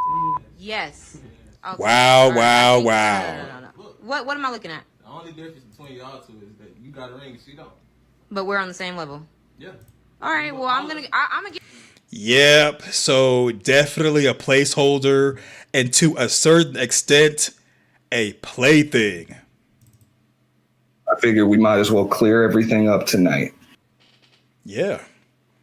So he's up front using the wife's card, credit card or debit card, to buy his ex a Christmas gift. And basically we're seeing kind of like the reverse. So instead of the woman being a parasite, like in previous content, we're seeing a man, Pookie and Ray Ray, that instead of him stepping up to the plate and being a provider, instead of him taking care of a woman, doing her right, he got with another woman who makes more than likely good money. He's gotten with her, married her, and he's going to use her to provide for the woman that he really wants to be with. Kill-tacular. Kilimanjaro. Kill-pocalypse. Yeah. Yep. I'm gonna give her the ring. Is that okay? I'm gonna serve you with the divorce papers, and you could give her the ring. That could be a Christmas present. No, I'm good. No, I'm good. Let's stay on the couch. Stay on the couch that y'all bought me. Stay on the couch. What do you mean? You just said we're on the same level, so she can have my spot, right? Yeah, all right. She can have my spot. She can have my spot. No, she can have my spot. It's okay. Really bothering me right now how you acting. Okay. And it bothered me when I seen a charge It's probably a skit, but still. on my card for a Christmas gift. Y'all literally the same. And you okay, so you should have bought it yourself.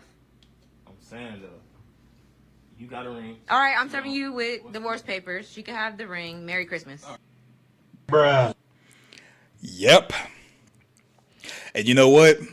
I believe, even though this is probably a skit, I believe there's people who are, there are men who are like this because there's a woman that he really wants to be with. Instead of him providing for her, he feels like he's a pimp and he's getting with women to pimp them to provide a lifestyle for this other woman that he really wants. The woman that he really wants, not only does she more than likely not want him, she's probably a stripper.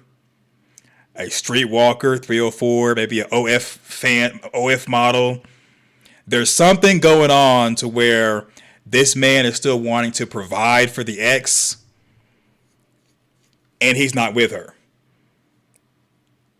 And it probably was a transactional relationship, because you got some guys, they get with women and it's supposed to be like a sugar baby, sugar daddy relationship, or he's a trick. And I'm here to tell you, sugar daddies, tricks, Johns, they go through hard times financially, and they can no longer support the woman that they're tricking off on.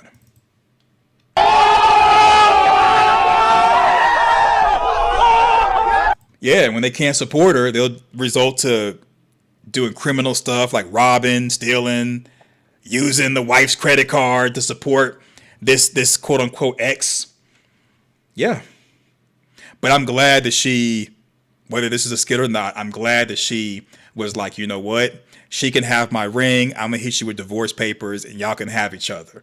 I'm glad she came with that versus trying to fight the woman or fight him, because obviously he's not your husband. He's just a man in a marriage with you.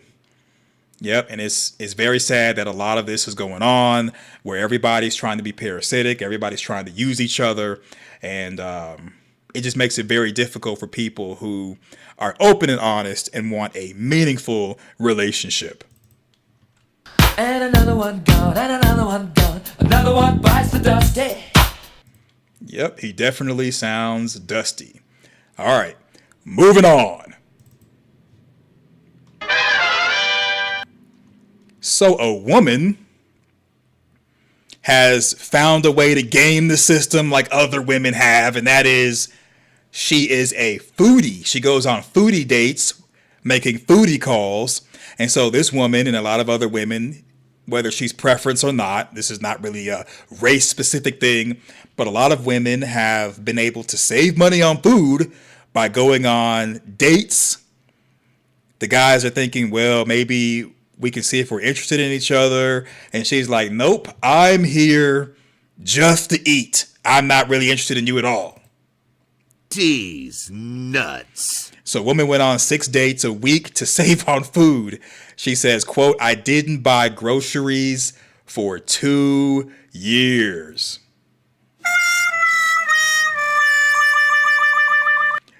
Gentlemen, there's no way you can avoid stuff like this. Which is why if you're going to be dating, make sure that the woman that you're taking out to a restaurant, that she's worth taking out based off of, I guess, first impression.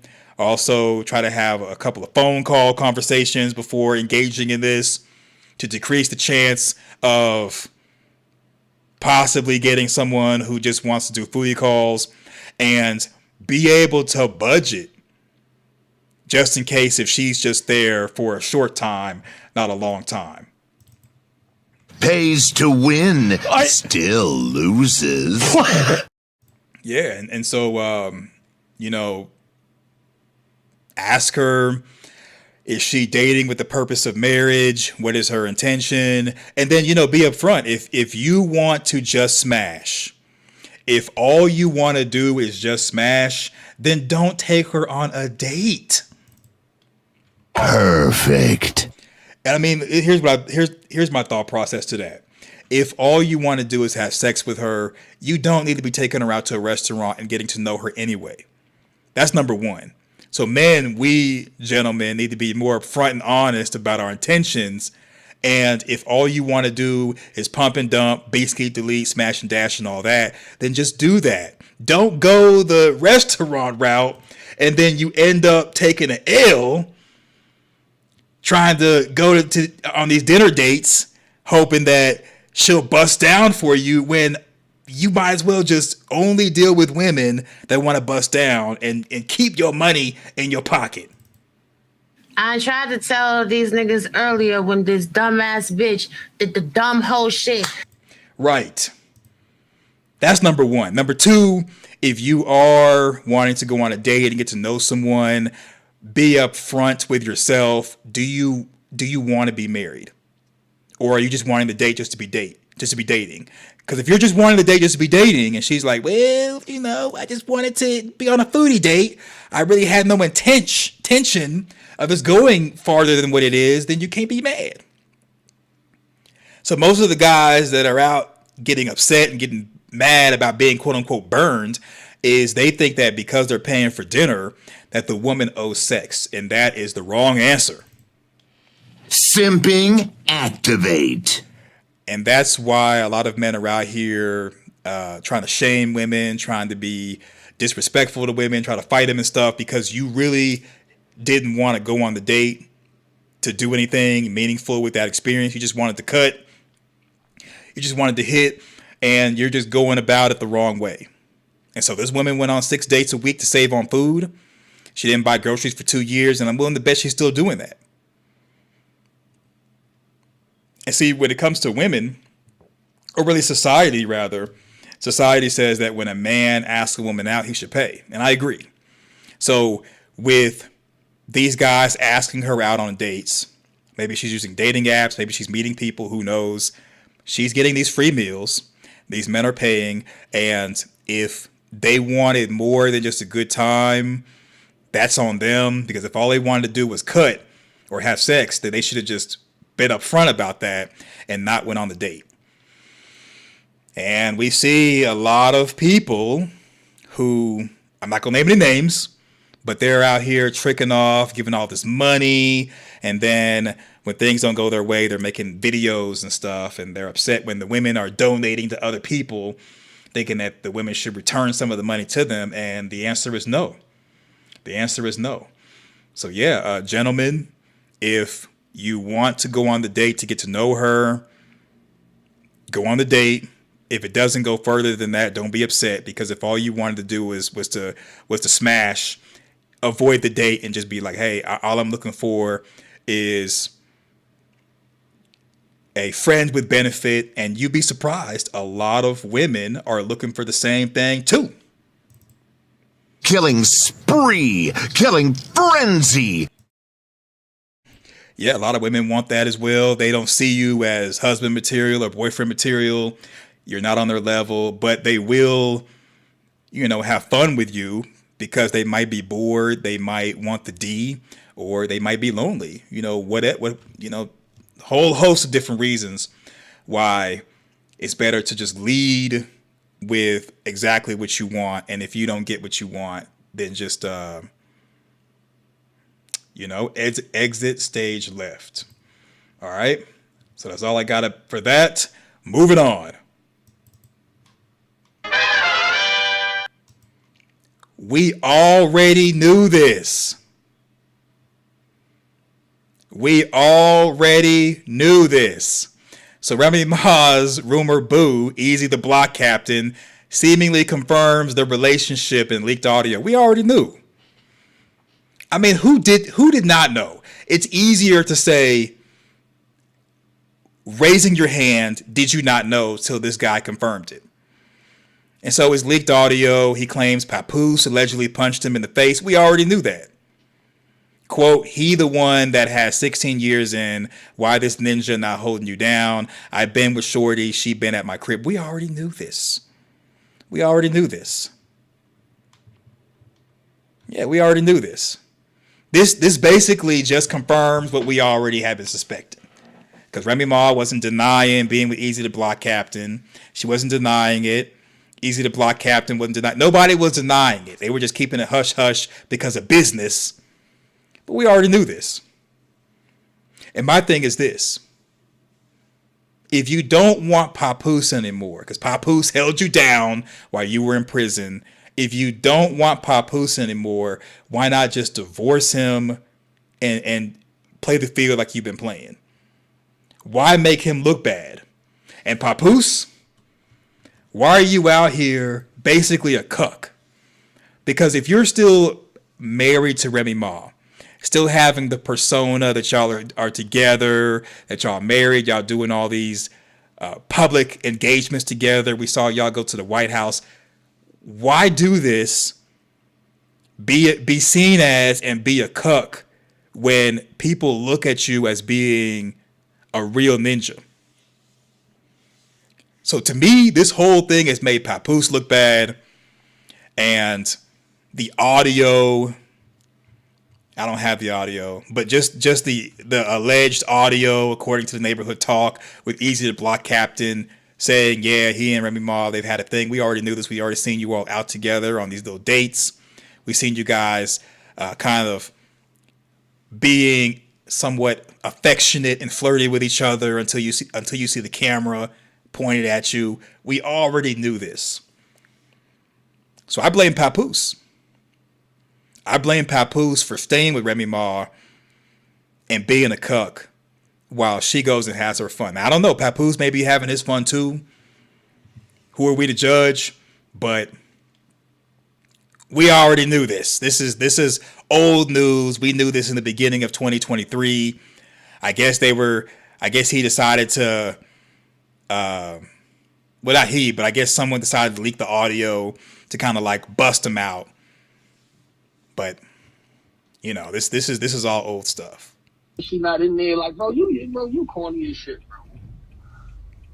You know, he corny. He just corny. So I feel like that, you know what I mean, he deserves some pressure too. I feel like tagging a nigga, yo, Pat, you since real niggas do real things, tag Papoose.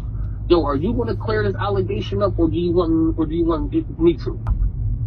Bro, I will kill that nigga, bro. Like, you know what I'm saying? Like, fuck is you talking about, nigga? I'm not gonna go into y'all personal business because I told her that's what she should do. Like, but I'm putting the pressure on. This is a Battle Rap Trap exclusive. Tell you that. I'll let that linger out. He don't gotta answer it, but it's gonna linger to the point that they're gonna be expecting me to say something.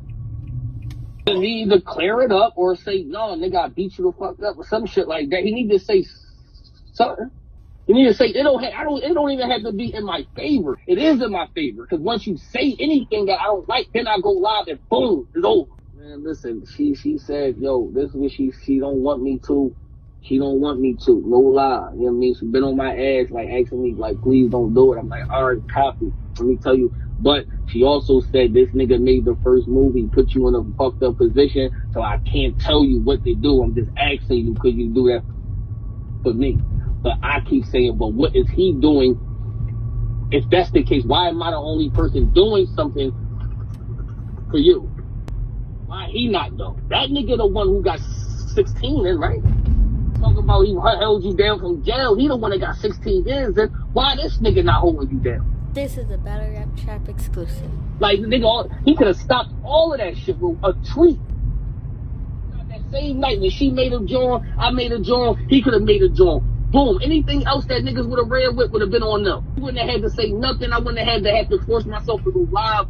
None of that shit, bro, because everybody spoke already. The fact that she said something, I said something, and you didn't, that make it look weird. The fact that you posted real niggas do real things the next day, make it look weird. The fact that you posted a Father's Day picture without her, make it look weird. This is a Battle Rap Trap exclusive. I can't go live. Speculation, he fucked up, he waiting for this, yo, he got beat up. Not knowing, niggas starting to try to figure it out, like, yo, he fucking with Remy, but not knowing that I've been with Shorty, and she telling me though. Niggas don't know that she been at my crib since then. And that's what Oz is saying. Oz is like, hey, you the only nigga right now that's sacrificing your career. I mean, she getting killed too, so, but he like, she can just end that shit, but she still, at the end of the day, man, I know what it is. She not saying this is what it is, but I know what it is. She don't want what's about to happen. Nigga, this little bullshit right now is already hitting her, stressing her out. We like, yeah, I believe Eazy the Block Captain probably is the one that leaked the audio, and I think he's irritated that Remy's not divorcing Papoose and really being with him. I believe allegedly that she probably promised Eazy a bunch of stuff but is not delivering, and that's the reason why this leaked audio is out there, because Eazy the Block Captain's in his feelings. He's going nuclear, and he's like, hey, if you're not going to say nothing and you playing me, you got me as a plaything, I'm going to play you right back. And that's the reason why it does not pay to step out of your relationship and have people on the side, because sooner or later,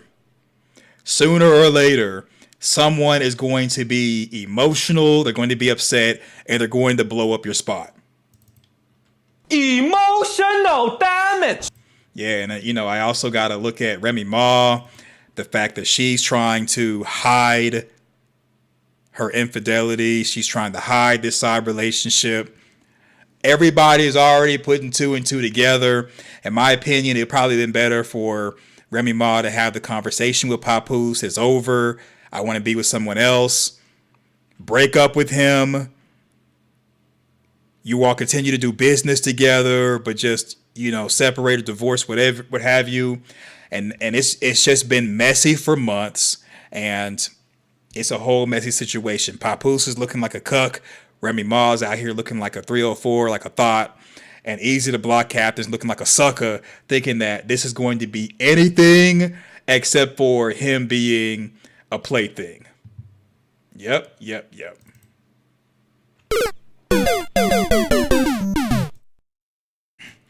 All right, so that's all I got for that. Moving on. Queenmaker. Queenmaker has a trauma and dysfunctional look at marriage.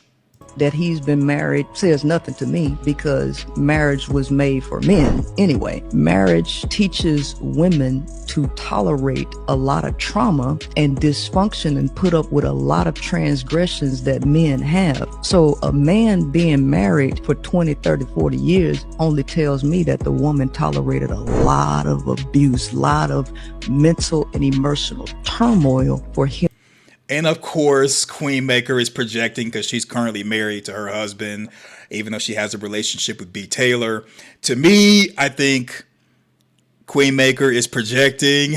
That's the reason why she sounds so toxic when it comes to the idea of marriage and just women dealing with men.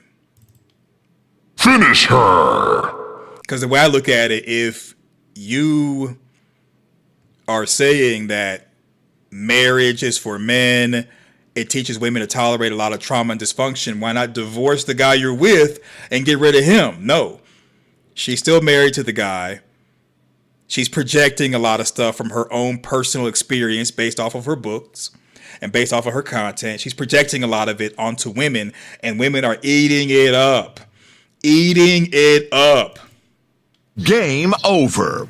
And that's the thing. Women are not, the women who follow her and are hanging on to every word, they're not realizing that Queenmaker is basically describing herself and juxtaposing that to the general population of women. And it's just clear. It's clear that she needs therapy. A lot of women are saying they disagree. And if you marry an ignorant black man, then probably, yeah.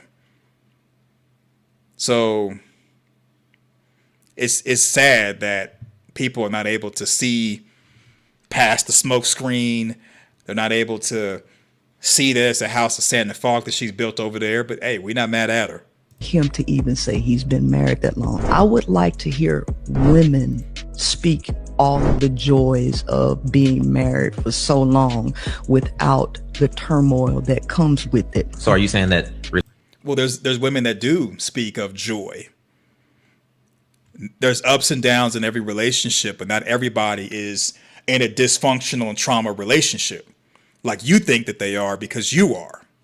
Relationship should not come with turmoil? Well, it's gonna come with turmoil if you're dealing with a man. It's gonna come with it. And so, and there it is. There is the LGBTQ agenda. And that is, if you deal with a man, it's going to be turmoil. But if you get with a woman, then you'll have clear skies. Uh-oh, stinky. And right now, Queenmaker is in an LGBTQ relationship with a woman, and that's what she's promoting. She's like, if you want to be happy, get with a woman. If you don't want to be happy, be with a man. And we see a lot of women who are in LGBTQ relationships, and they argue, they fight all the time. And what Queenmaker will say is, the reason why they're fighting is because she's in her masculine energy, been programmed by men, programmed by the society of men, and so on and so forth, as opposed to just saying that relationships are just tough all around. And a lot of people, they would rather stay in something negative versus leaving. That's really what it is. We have a hard time as humans ending something that we no longer want to be a part of. We would rather stay because we're comfortable and we haven't had enough yet. And sometimes people have to be uncomfortable in order to change their situation and change their life. And Queenmaker is one of them, because she's still married to the guy that she's in a trauma and dysfunctional situation with, while she's projecting it onto her audience, so on and so forth. Women have to be taught to accept that and put up with it. Wow, wow, wow. So yeah, the projection is real. The projection is real. And yeah. So that's all we got for that. One more. All right, moving on.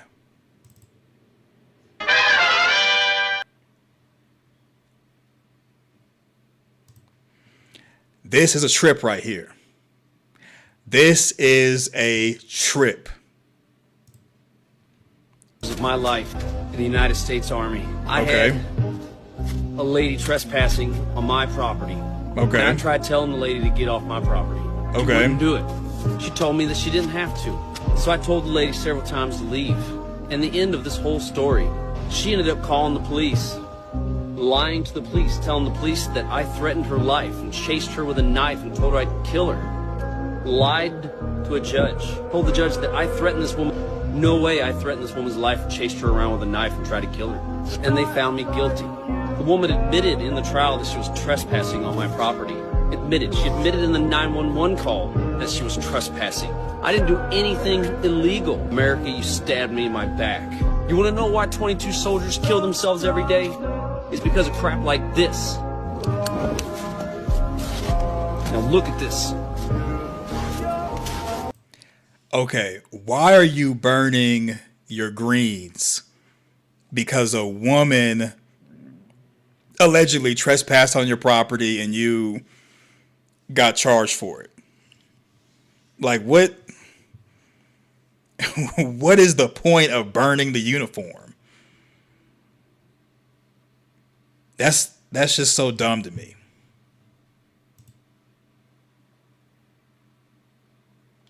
That's just so dumb. He's gonna burn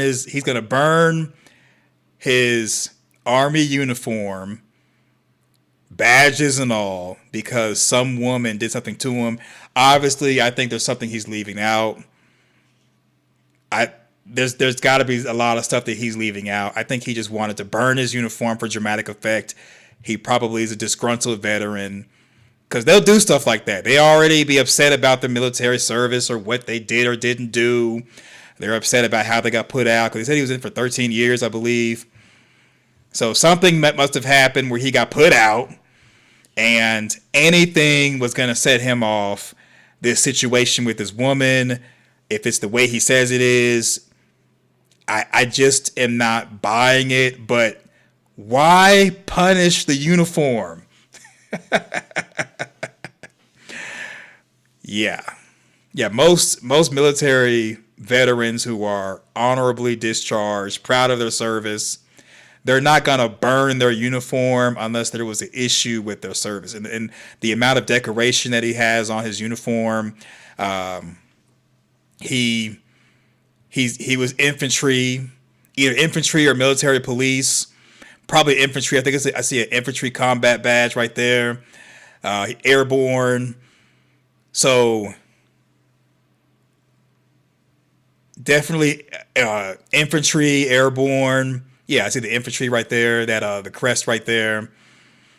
He was definitely enlisted, because the officer would have the rank on the collar and not the branch on the lapel.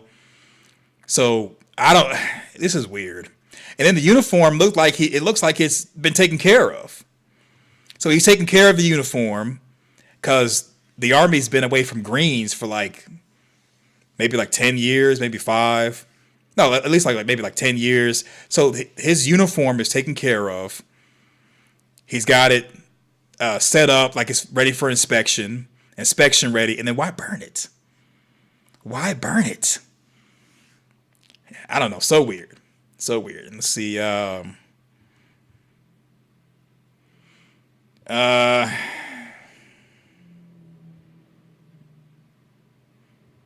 people are saying that the Me Too movement. I mean, the thing is like, people are saying I stand with you and stuff, but why burn the uniform? Why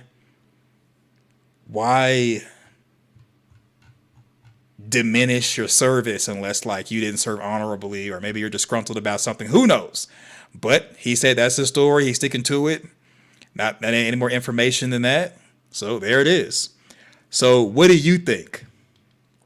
Right, he needs therapy. I agree, he needs therapy. It's a lot more going on than the woman trespassing onto his property for him to be burning the uniform. So yeah. So there it is. Let me know in the comment section your thoughts. Thumbs up the video, share to your social media, subscribe, click the notification bell.